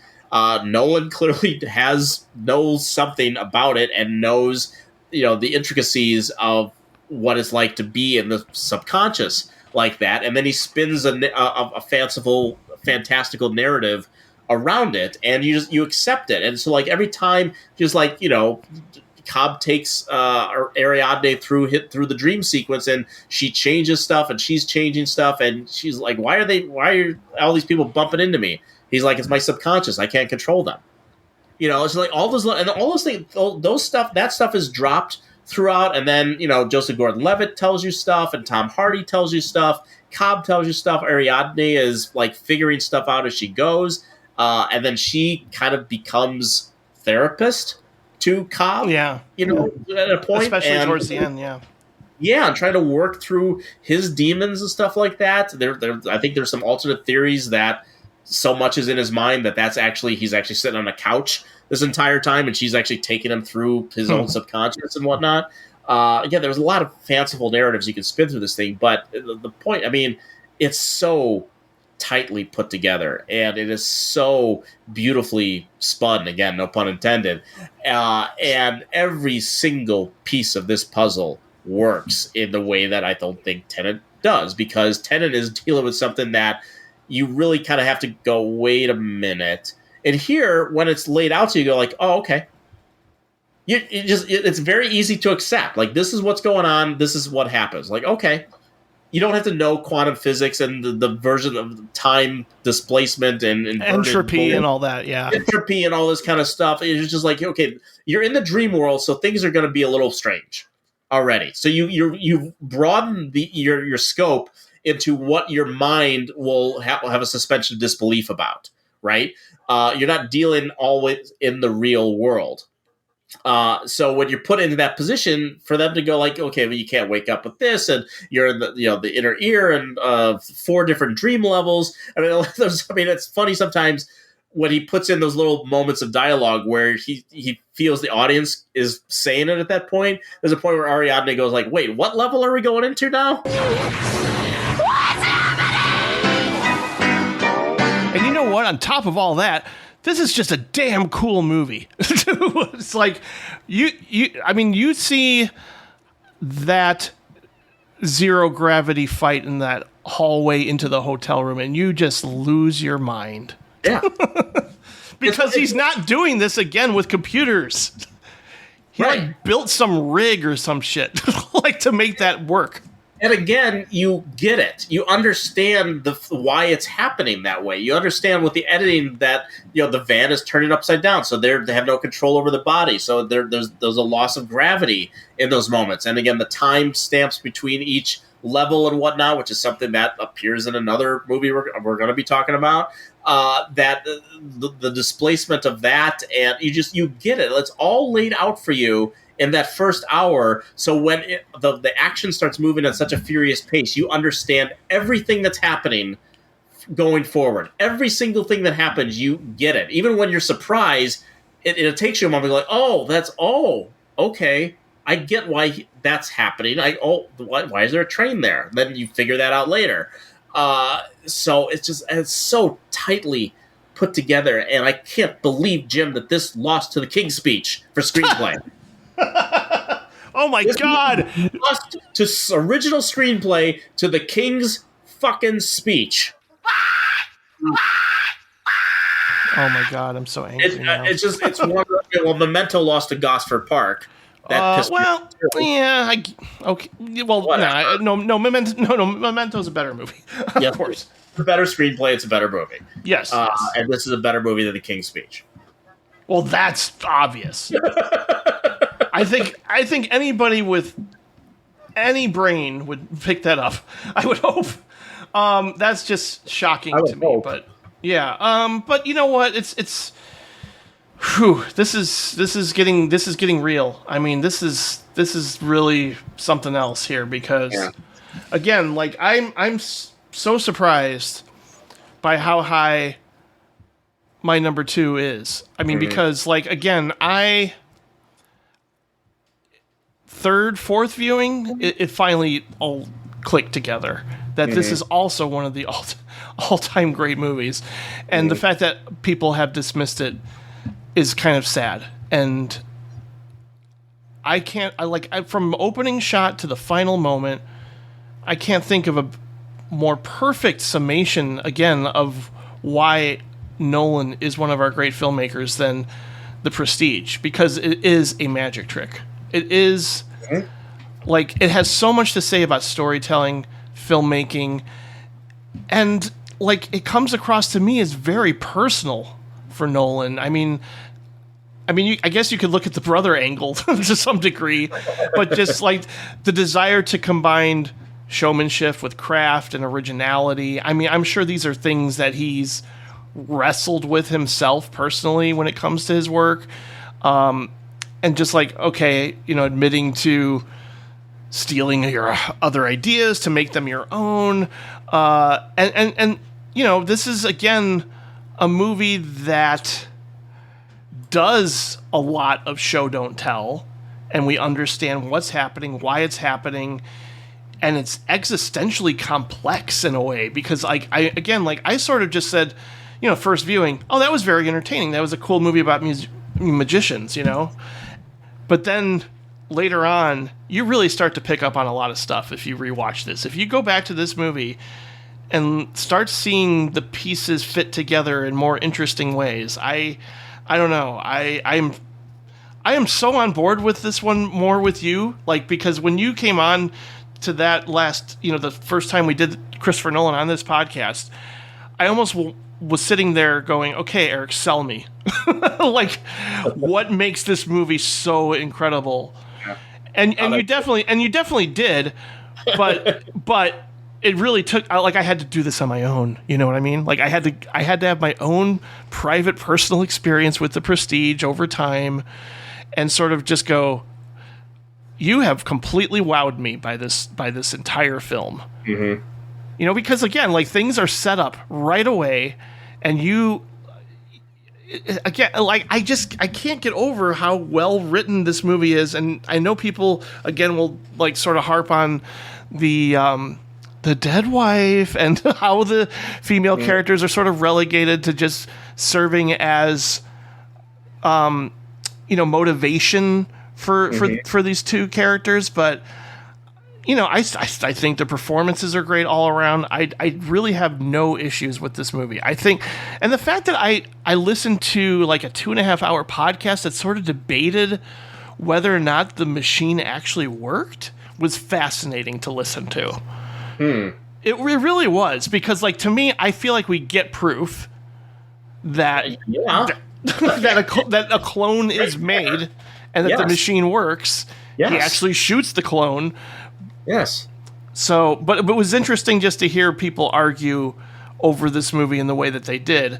That's something I could send you if you ever want to listen for fun. But anyway, this is, again, this is probably the biggest surprise for me in terms of placement. But the most recent we watched, as I texted you, like, this just gets better and better. And I wish more people would discover this movie and realize that it's among his very best.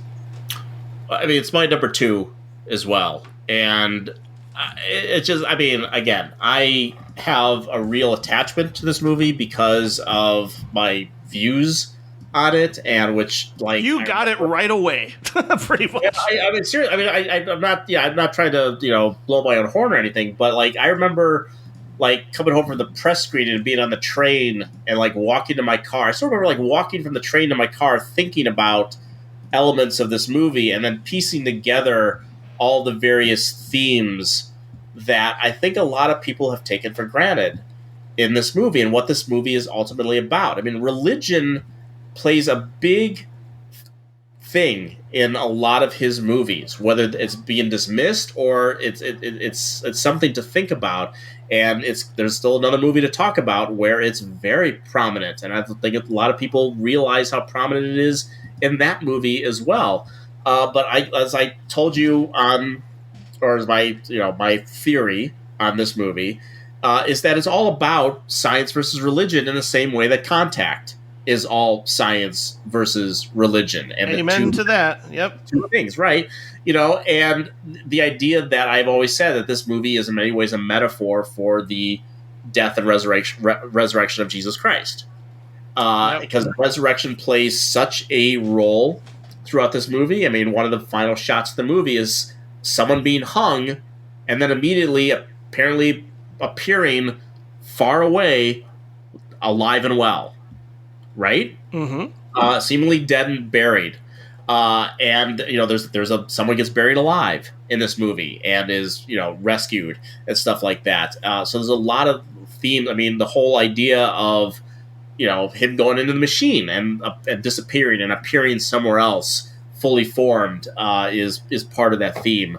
And people do die in this, but it's about the entertainment factor of magic and what we're willing to put our minds through and to believe for a moment of either entertainment or comfort or whatever it might be. And then here, comes along science, real magic, as they say in the movie, light bulbs, electricity. It's no mystery that there's a side trip into the whole feud between Edison and Tesla in this movie that mirrors the two antagonists in the movie feuding with each other over how they're going to gain their make their way in the world with their audience and whatnot.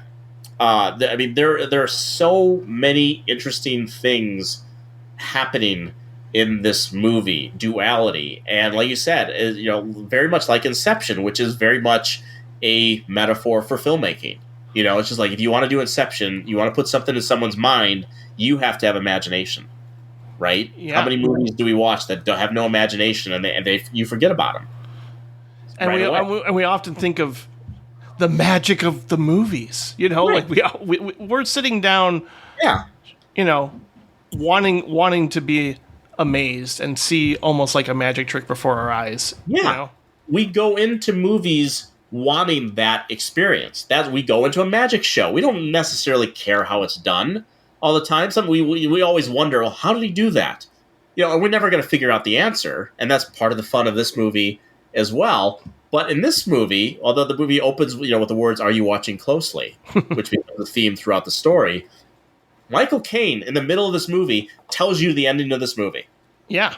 He tells you the ending of this movie, and as an audience, what do? We say, get out of here.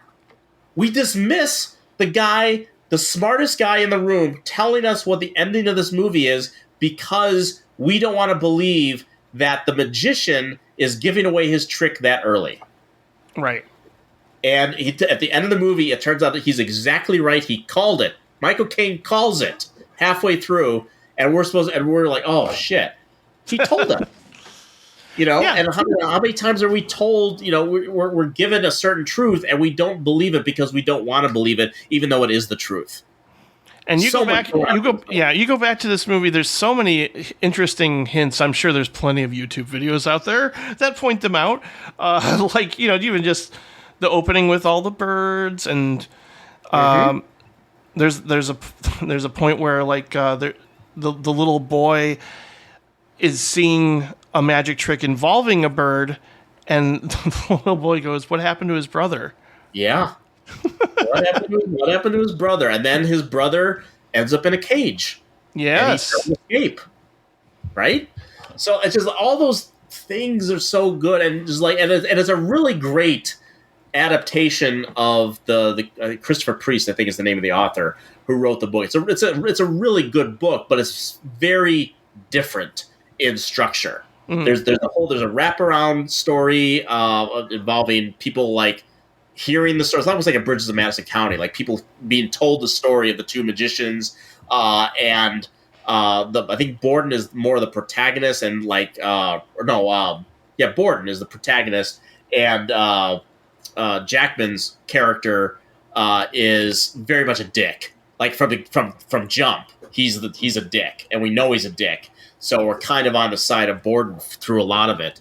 But yeah, it's a great adaptation. It's one of the great screenplays. It was my number one movie that year. I remember surprising a few people with that, and it's to this day I have a very just personal connection to how much I love this movie. It's one of my absolute favorites, and rightfully so.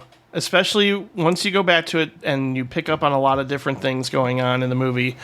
And I guess I just like the science versus religion theme in general. Like, I just like the debate. I like to think about it. And certainly this movie touches on it in very interesting ways. And like I said, also, it's just damn entertaining. Like these performances too by Jackman and Christian Bale. They're so good at playing different variations of themselves, in different ways. One of them's practically just silent for the whole movie, to where you don't even realize it. Like, you don't. It's one of those great. I always talk about the movie Sleuth has a twist very much in the same vein, but which has Michael Caine in it. But in that movie, it's so obvious, and it's a twist that I bet played really great on the stage, where it initiated, where you're a little further back and you can't see it. But when it happens in the film version, even though it's still a good movie, when it happens in the film version, you kind of go like, "Oh well, I know who that is." Right. It's not as obvious in The Prestige. Once it's revealed to you, you kind of go like, "Oh Jesus, it was right there in front of me the entire time." Yeah. But when you're kind of into the way that he crafts the movie and he edits it, you're not like Michael Caine says, you're not thinking about what the solution is. You just want to be entertained. You just want to be amazed by it. And I feel like I'm amazed by the majority of Christopher Nolan's work, and certainly, I guess I wasn't 100% sure if we were going to land on the same number one or not. Spoiler alert. What? We didn't. Spoiler alert. Oh, wait a minute. How did I miss? What? Huh? I didn't tell you what my number 3 was. Oh, crap. Okay. That's okay. That was because I knew where we were going. I was going to let it play out, and then we can debate it afterwards. But my number 3 is your number 1, and your number 1 is my number 3. Wow. This is exciting. Mm-hmm. Go on. I can't. I'm overwhelmed. I'm watching video right now of my son and my daughter years into the future. So I'm gonna lose it. I'm gonna lose it. Okay, let's take a little moment here and then. It's the Earth is dying. And and I don't want to just like reduce this to like, oh, global warming and humans are going to starve, and it's going to get like this, and how it's portrayed in this movie. But I don't know. You can, again, this is one of those movies. Look at it at a macro level. That plays out very effectively, in terms of what's happening to humanity. But you could certainly just focus on the fact that, much like another favorite science fiction movie of mine, involves a father-daughter relationship. Gee, I wonder what that is. Yeah. And a connection through space and time, all that. Yeah, I mean, there's just that element that makes... like, this movie, as much as I love all the other ones, this movie makes me cry. And maybe that's ultimately why it became my number one. Especially once we saw this in 70 millimeter at the Music Box. I think I was sitting right by Nick, and we were just gone. And I mean, I often watch this too, going, why does this have such a profound effect on me? I mean, I know I have to, like, I'm doing this Substack now where I write about my favorite films, and it's almost like me trying to, like, be my own therapist, trying to figure it out, like, what is it about? Why is this a favorite? Why does this resonate so strongly? And a lot of it has to do with just the fact that everything about this movie works for me. Like, everything from the score, to the scene I just talked about, where the father gets to play back the video messages, to what Anne Hathaway's character says at one point that also makes people's eyes roll. I don't care what she says about love. Again, spelling out the themes maybe to the audience, but it works for me.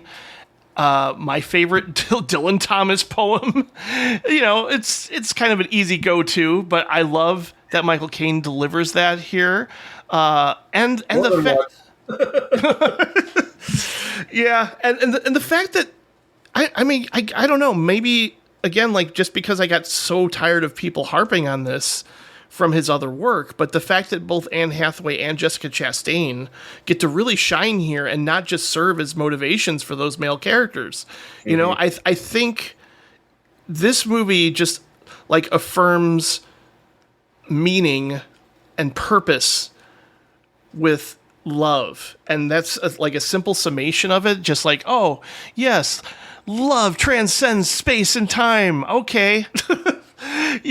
But I guess I kind of buy that, and I feel a lot of emotions watching this movie, and yet I get caught up in the science element of it.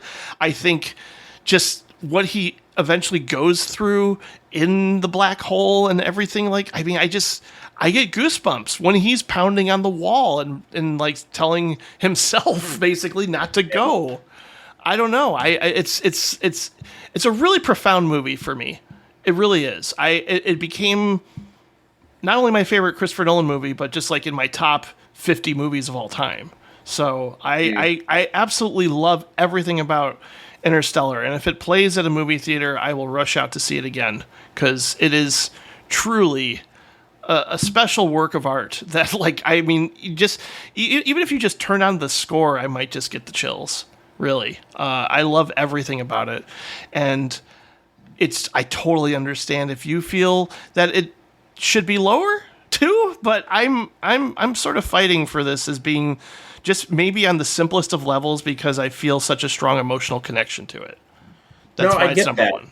I get that. Just for the record, my number one is Inception, as we mentioned. I think that is...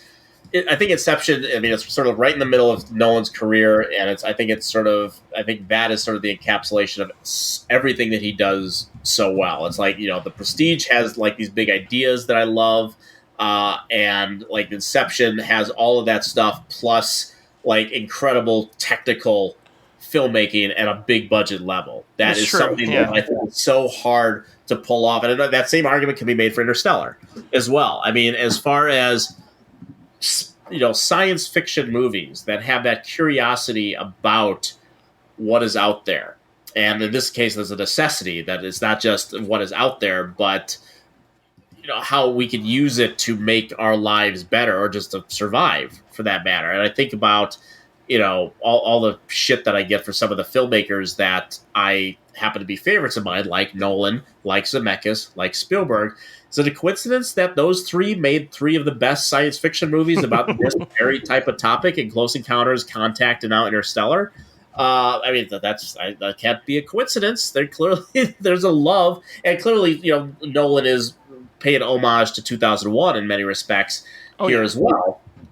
But I mean, this was my number one movie that year, so clearly I love it. When I watched it again the other day, it jumped up on my list, and I think because of all those things that I said about Inception too. It's just like it's there's an emotional gravitas to this movie. The way that it's set up, like you really feel the Earth is dying. It's not like the Earth's dying. There's a disaster here and whatnot. There's something far scarier about the way the Earth is dissolving in this movie than there is in something like Armageddon, or Day After Tomorrow. That is, the weather's going to destroy us all. Here it's just like we're slowly being suffocated to death by the dust. We're slowly going to be starved to death because of the atmosphere. That, again, this movie is scary. This movie is very scary. And watching them put it on those face masks at one point, I was like, ooh. Again, like I know it's dust. I know it's a completely different thing, but still. Yeah, masks play a big role in Nolan's movies. It's a sort of an untapped theme. Even in Tenet, they have to put on the oxygen mask. You're right, yeah. The inversion. But this one, again, it maintains this one where it uses religion not as a cudgel. It doesn't use it as something to be torn down, not necessarily entirely embraced. I mean, the whole love angle that you mentioned, love is a great motivator, but at the same time, love can also make you do stupid things, which is what that all the time too. So both of those things are happening in this movie, and in this movie, he's using religious symbolism in many ways. I mean, the whole project is called the Lazarus Project, which is spelled out for you as basically the second most famous resurrection in the Bible. It was Lazarus, and how many scientists do they send out to the various planets? Do you remember? I can't. 12. Oh my God. 12 disciples. 12 scientists. Yeah, and at one point I think even like Matt Damon's character actually says, "You brought me back from the dead, from the dead," or something. Brought me back from the dead, and he's sort of like we'll get into that in a second. But how about this for you? That Murph, his daughter, who we see most of the first half of the movie as a child, then there's a big time jump, right? They're on this planet, and time is exponential, and so by the time they get back on their ship, like 21 years have gone by or something along those lines. So when Murph is seen again as Jessica Chastain, how old is she? She's 33. Oh my God. Same year Jesus Christ died, and in the Bible, there's a significant time jump. From the time that he's a baby to the time that he is the Jesus that we all know and love. So it's stuff like that I just love is included. And then, of course, you get to the Matt Damon stuff, and that's basically like the fallen angel thing, is that this is the guy that everyone sort of pinned their hopes on, and then you get there, and it's literally hell frozen over, basically. Yeah. Is that he's there, and then he basically becomes, you could criticize him for being a coward and all this stuff, but hey, who knows what that would do to anybody being out there for that long. I mean, I think anyone would be driven crazy and be like, no, I got the first ship, I'm hightailing it out of here, that really incredibly intense sequence. Yeah, and it's so, yeah. You're gonna have to do your own Room 237 documentary at some point on like at least 3 of these Nolan movies. I hope I'm not as crazy as some of those things. I think the stuff that I'm talking about is a little more grounded in reality. At least I hope it does. But it's just like going back. I found my old review of this movie. E-Film Critic doesn't have those. Well, I think might have done this for McGill's Cinema Annual. I really got to take this and maybe post it on Letterboxd or something, because it's a pretty good review, I got to say. I'm sure. To my own horn, but I was rereading it again, and some of those things I just talked about, I mentioned, and I went over. I'm just like, man, it made me like the movie again. And I'm like, hey, I wrote this. I'm like, what hell? It made me like the movie even more just reading what I said about it back in 2014. It's just the way that he handles time, and time is precious, and just again the way that they have to work with the Casey Affleck character, and his child has died and stuff like that. I mean, it's so heartbreaking, and all the way to the end. And yes, and then it comes down to a wormhole thing, and it's so good. It really is such a fantastic movie. And again, just I love those. So many space movies want to give us those Star Wars moments of the big ship hurtling through space. We love seeing those big Event Horizon type ships in 2001 and 2010 and stuff like that. But here, it kind of shows you just how insignificant we are to the grand galaxy of things, when you just see that little cylindrical sphere, basically, just tiny bit off in the distance, hurtling through space. It's a remarkable little bit of cinematography and special effects there to show just how small this grand creation is, this little space station flying through Earth, through the Milky Way, or this other galaxy, and like right next through Saturn and stuff. And just like, oh my God, like that's just a beautiful representation. And another movie where he sort of punctuates certain moments in space with silence.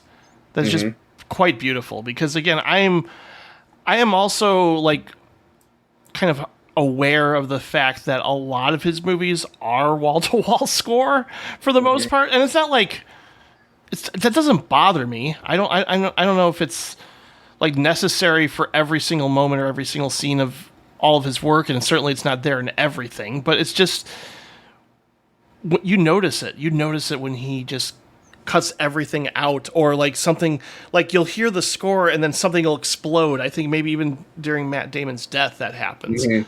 And it's just so powerful to just do that. To just cut it and make it completely silent like that. And obviously that's kind of what probably it sounds like in space. So it makes complete sense to do it that way too. And even in a more obvious way, to go back to the religious aspect of it, I mean, what is Murph saying that she thinks is happening in their house? She believes she's being communicated by angel, right? Yeah, or ghost, And yet she is someone that has been raised, more or less, by her father, who we see it when he goes to the school, and we find out that they're teaching him that the moon landing was faked and stuff like that. That he's clearly raised his household to be believers in science. Yeah. So to sort of have his daughter, this relationship he has with his daughter, and to hear her talk about angels in that house is a really kind of interesting contrast. And yet we find out that her dad is her angel. Right? Yeah. And I think we can both appreciate that. That's probably why I love this movie. A bit of symbolism, And I mean, God, that scene where he's telling her goodbye is one of the best, like, most painful goodbye. Because you could play that so many different ways, and he's desperately trying to get her permission to leave, and he can't get it. He can't get it, and he just has to leave. And then she goes running after him, and the grandfather grabs her, and then that's the last they're going to see each other until she's Ella Burstyn on her deathbed, practically. Yeah, and just that cut, man. I swear, when he's in the truck and you hear the countdown, he's just a masterclass in editing. Like, just so many things like that throughout his entire filmography. So now we have to come to a difficult decision, because again, like, this top three could all be number one, really. Yeah, it could be. It really is hard to just, like, and I don't want to reduce it again to saying like, well, Interstellar really, it's such an emotional experience for me. So, because like, again, Inception is also a perfect, like when that movie was over, I just thought of, Nolan's now one of my favorite filmmakers because I just sat through this movie and was like wowed by everything about it. And it's so tight and yet it's like relentlessly paced and it's tough. Like part of me is like, well, we could just make The Prestige number 3 and sort of try and decide between number 2 and number 1. But I think we need to amend the rule a little bit because I don't think there's any way we're going to collectively bargain what the number 1 movie is going to be unless we just said screw it and just screwed both of us and put The Prestige at number 1. But I don't think we want to do that either. I think maybe you need to create a new rule where you have to come to a collective of a top 3. And then that top 3 can be in any order you want it to be. Yeah. Okay. I mean, it's really hard. I mean, I'm sure there's some cases where the number 1 movie for a director will be obvious. But I don't think, in this case, I think we have very strong opinions about these 2 I movies in Nolan's list. And oddly enough, the 2 Christopher Nolan movies that Nick DiGiulio likes. Oh, he likes a lot more than those 2. Oh, that's true. No, yeah, you're right. He obviously likes Memento. I think he likes Dunkirk, and he did like Insomnia. I don't know where he is today on some of those, but it's basically he used to say that the only movies he didn't like were the Dark Knight movies, the Batman movies. I don't think he liked Tenet, and then he clearly didn't like Oppenheimer for some reason. I don't think he liked The Prestige either. He was not as high on The Prestige. You're right, but I think he grew to appreciate it a little bit more. He was not high on it. That's good. But I don't think he said he disliked it. But yeah, it's really because like, again, like I mean, we're talking about my top 5 here. My top 5 here. They're all my number 1 movies of that respective year. Sure. So yeah, I kind of like Christopher Nolan's work, and Oppenheimer was number 2. So what are we talking about here? So yeah, I don't think we agreed on a lot, Jim. We agreed on number 2 more than I expected. I'm very pleased. Okay. Yeah, we're not far off on most of the stuff, and we're not far off on our top 3. But like I can't move Inception except for maybe The Prestige on a certain day, maybe on Sunday. Yeah. But like Inception, I think is the perfect encapsulation of his career and one of the smartest science fiction movies I've ever seen. That's true, and so is Interstellar, right? I know. So it's like I agree with you. I think you don't disagree with me. So like, how can we? We can't. It's funny too. You're right. I mean, like I certainly wasn't expecting even The Prestige to be number 2 on my list, only because like I love Inception so much, and like movies about dreams, forget it. Like I love movies that tackle that. It's probably why the Elm Street movies, as flawed as they are, I just think they're inventive and creative and interesting, just because they have cool dream sequences, and. So I'd like a lot of the themes and ideas and things about Inception. I can certainly be happy. I mean, I'm not going to ever change my personal list.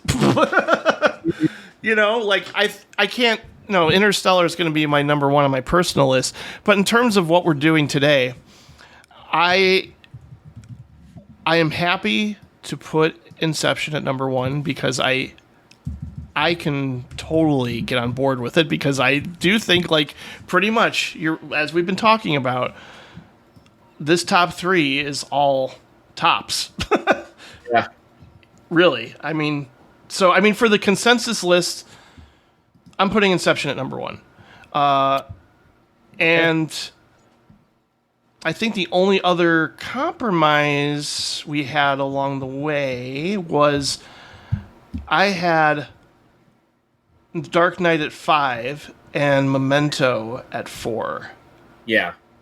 I can switch those 2 as well. Okay. Then that's. I think we're going to do that. I think we'll keep Dark Knight at 5 and Memento at 4, and then we'll read the entire list. Mm-hmm. And then we're going to hear from somebody who feels a little differently. What a shock. Okay, so everybody, we've come to the consensus list here. The collaborative ranking of Christopher Nolan, one of our great filmmakers. Number 12, Following. 11, Tenet. 10, Insomnia. 9, The Dark Knight Rises. 8, Dunkirk. 7, Batman Begins. 6, Oppenheimer. 5, The Dark Knight. 4, Memento. 3, Interstellar. 2, The Prestige. And number 1, Inception.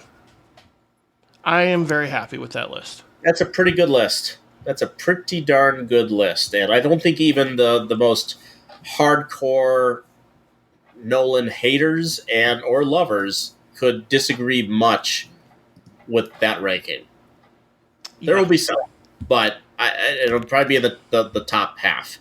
I don't think there'll be a lot of derision in the bottom half, which still has movies that are better than most people's resumes. Well, we do want to hear from somebody who put Tenet, surprisingly, at least in my mind, higher on their list. And, you know, he was my co-host and he still is my dear friend. And the fact that he was on for the original Christopher Nolan episode, I was just curious to see, like, if he was in our position, what would be his ranking of Christopher Nolan's movies now. And I'm pretty sure, Eric, you should be able to hear this as I play it. Okay. So this is Patrick talking for a few minutes about Christopher Nolan and his ranking of the 12 films that we just ranked together. Hey, everybody. Jim asked me to share my Christopher Nolan thoughts, and although I'm not there as they record this, I'm pretty sure that this will stand as a counterweight to the effusive praise of the rest of the episode. I like Christopher Nolan, but consider him a highly flawed filmmaker, with only a single film that isn't compromised in some core way by his hacky dialogue, his tiresome dead wife man pain motivations, his emotional immaturity, or his anemic sense of humor. That said, he's one of the only remaining mainstream Hollywood filmmakers who's capable of rendering blockbuster spectacle in a way that doesn't look like ugly, over-edited video game footage, so I'm stuck of a fan of his, whether I like it or not. Here's my ranking of his movies, with the note that I didn't rewatch anything in preparation for this episode, so some of these are going off of 15-year-old memories. Number 12 is Following. I remember nothing about this, and I don't think there was anything about it worth recommending. Number 11 is Batman Begins. The only good thing about this are the incredible Gotham soundstage sets. The idea that people considered this ugly trash a smart alternative to superhero movies that came before implies a wild cognitive dissonance that should be studied in medical journals. Number 10 is Interstellar, because I love you so much that I refuse to be the least bit of an adult about your work that is both vital for the planet and that you are passionate about is always going to shut me out from your characters, and the plot is just too long and shaggy. But the vibe and score are both quite good. I've only ever seen this in theaters, and as a result, I still have no idea what the final lines of dialogue are. My number 9 is Insomnia. I remember this being a well-made thriller.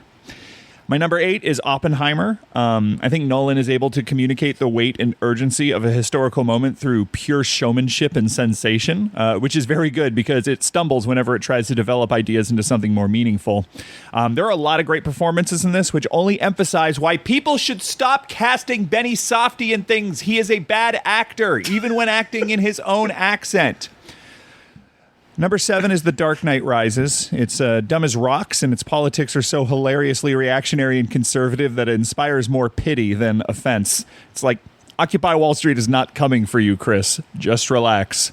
But, as I said previously, Nolan is one of the only Hollywood filmmakers capable of rendering proper blockbuster spectacle, and this feels relatively unclenched compared to Begins and Dark Knight, and it does the movie a world of good. My number 6 is The Prestige. It's been a long time since I've watched this because it's one that I more admire than enjoy. I think the labyrinthian narrative feels elegant compared to most Nolan scripts, and I am completely into the core idea of the need for magic in a hopeless world. So I forgive it for feeling like a super mopey version of Spy vs. Spy for so much of its running time. Number 5 is Tenet. As David Byrne says, stop making sense. This is where Nolan, whether he intends to or not, implicitly turns to the audience and goes, it doesn't matter if you walked out of Inception confused. You still enjoyed the hallway fight, didn't you? And I did. I would also struggle to summarize most James Bond films right after watching them, and this is basically just a big, sexy James Bond movie that gives the finger to Newtonian physics. I'm all about it, even if I despise the Branna DeBecke? I don't know how to pronounce her last name, subplot, and suspect that John David Washington is a genuinely bad actor. Number 4 is The Dark Knight. There's a 10 to 15 minute stretch of this that starts with Batman analyzing bullets embedded in a wall, and it ends with the parade scene that is just completely incoherent. But I enjoy most everything else, and it's one of the rare Nolans that doesn't feel too long. Number 3 is Inception. Nearly all of the dialogue being exposition is really annoying, but the density of visual ideas and layers of storytelling, including for once in his life, God's honest fucking subtext, makes this easily one of the most pleasurable Nolan films. It's just cool as hell. Number 2 is Dunkirk. Christopher Nolan held my hands, he looked me in the eyes, and he said, I am going to make a movie with no clunky story or load-bearing dialogue at all. Just for you, Patrick. What a gift. The only thing to come within spitting distance of Saving Private Ryan when it comes to war action sequences. And my number 1 is Memento, which may have you saying, wait a second, you don't think this is compromised by tiresome dead wife man pain motivations? And my answer is no, because it's the only Christopher Nolan movie where the content leads the form instead of the other way around. I don't expect emotional catharsis from Nolan films. I don't come to them for that. I think he's generally pretty awful at making me feel things other than awe, but Memento is the exception. And as a bonus parting shot, I watched the first 5 episodes of Westworld. That show fucking sucks. Goodbye, everybody. Oh, Patrick, we love you. Jim, remember the beginning of the episode where I talked about different opinions and, not having definitive opinions and, listening to people's opinions? I take it all back. Okay. Take it all back. There's some nutty shit in there. Yeah, that's why we made such an interesting pair and why he remains, such a dear friend of mine, because I'm always fascinated by his perspectives. So, Erik, where can everybody find you? And, oh, God, thank you so much for being here, for doing this. This was so much fun. I had a great feeling that this plan was going to work. I just had a good feeling about this because, part of me was like, okay, we could just talk about the Nolan films that have come out since since we last recorded. But I don't know. I just wanted to have more fun with it and do something different. And plus, it gave us a chance to sort of reiterate, some points about the other films that we did discuss last time. But also, we've certainly rewatched them more times over the years, and our thoughts and feelings have changed. So this was great. Thanks again. No, my pleasure. People can hear me at a little place called the Now Play Network, the Movie Madness podcast. We do the reviews and we do Blu-ray stuff. Pierce Zazinski and Steve Prokopi. And then the Friendship Dilemma that I co-host with Morgan Geyer, where we talk about male and female friendships and how they are portrayed, for better or worse, in the movies over the years. We got a big episode coming up at some point on broadcast news. That's going to be our 25th episode. Oh, can't wait. Yeah, that is our next episode. We haven't done it yet. I'm hopeful and nervous about it. So that's coming up. My box office stuff you can read at Rotten Tomatoes every week. And all that. I want to give one shout out, just as I mentioned Morgan there, who also just recently, I said, did a Christopher Nolan podcast. And she hit upon something that, now looking at our list, I got to give her a little bit of props on. Because when she said it, I'm just like, okay. Because I don't necessarily agree with the negative aspect of the thing that she was saying, but her theory is that the better Christopher Nolan movies are the ones that he writes with Jonathan. And when you look at our list, the movies that he wrote with Jonathan, Memento, The Prestige, The Dark Knight, The Dark Knight Rises, and Interstellar. Interesting. Yeah. So the Inception kind of blows the theory out of the water because that's completely credited to, and I think that's one of Morgan's favorites as well. But like our top 5 there, that's 4 of them. I know. I'm impressed. I also wondering.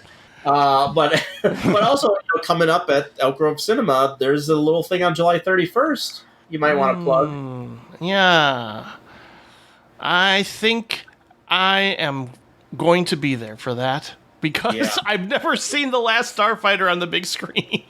Yeah. I'm going to be a complete wreck, like in the best way. I'll turn into a kid, basically, really.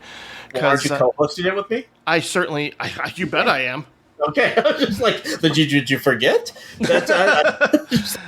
Oh yeah, Jim, you want to come back to the audience? I'm also I will definitely plug that too for the next episode, which involves returning guest who I believe we skipped last year just because he was so busy. But Mr. Keith Gordon is returning to the show. Very nice. Yeah, very nice. Yeah, he's always a super nice guy. Yeah. We talk about underrated films from a particular decade. I basically just gave him the choice. Do you want to talk underrated films? Because we've done the 90s, the 80s, the 70s, and the 60s. And this time I just said, would you like to do the 50s or the aughts? And he went with the aughts, which was very surprising. But at the same time, I'm like, oh, that's great. Because I'm curious to do research and like actually think of... he's already provided an interesting list, and certainly there's a couple of movies on there I'm like, I don't know if I remember this being good, but we'll see. I'm excited. So, yeah, that's going to be the next episode in July with Mr. Keith Gordon, and I will certainly plug our screening of The Last Starfighter out there in Elk Grove Village. Classic Cinemas, right? Yes, Elk Grove Cinema. Elk Grove Cinema, yeah. Great theater. I will include a link in the show notes, and of course links to Eric's delightful podcasts. Thanks again, man. This was a blast. My pleasure, man. Thank you.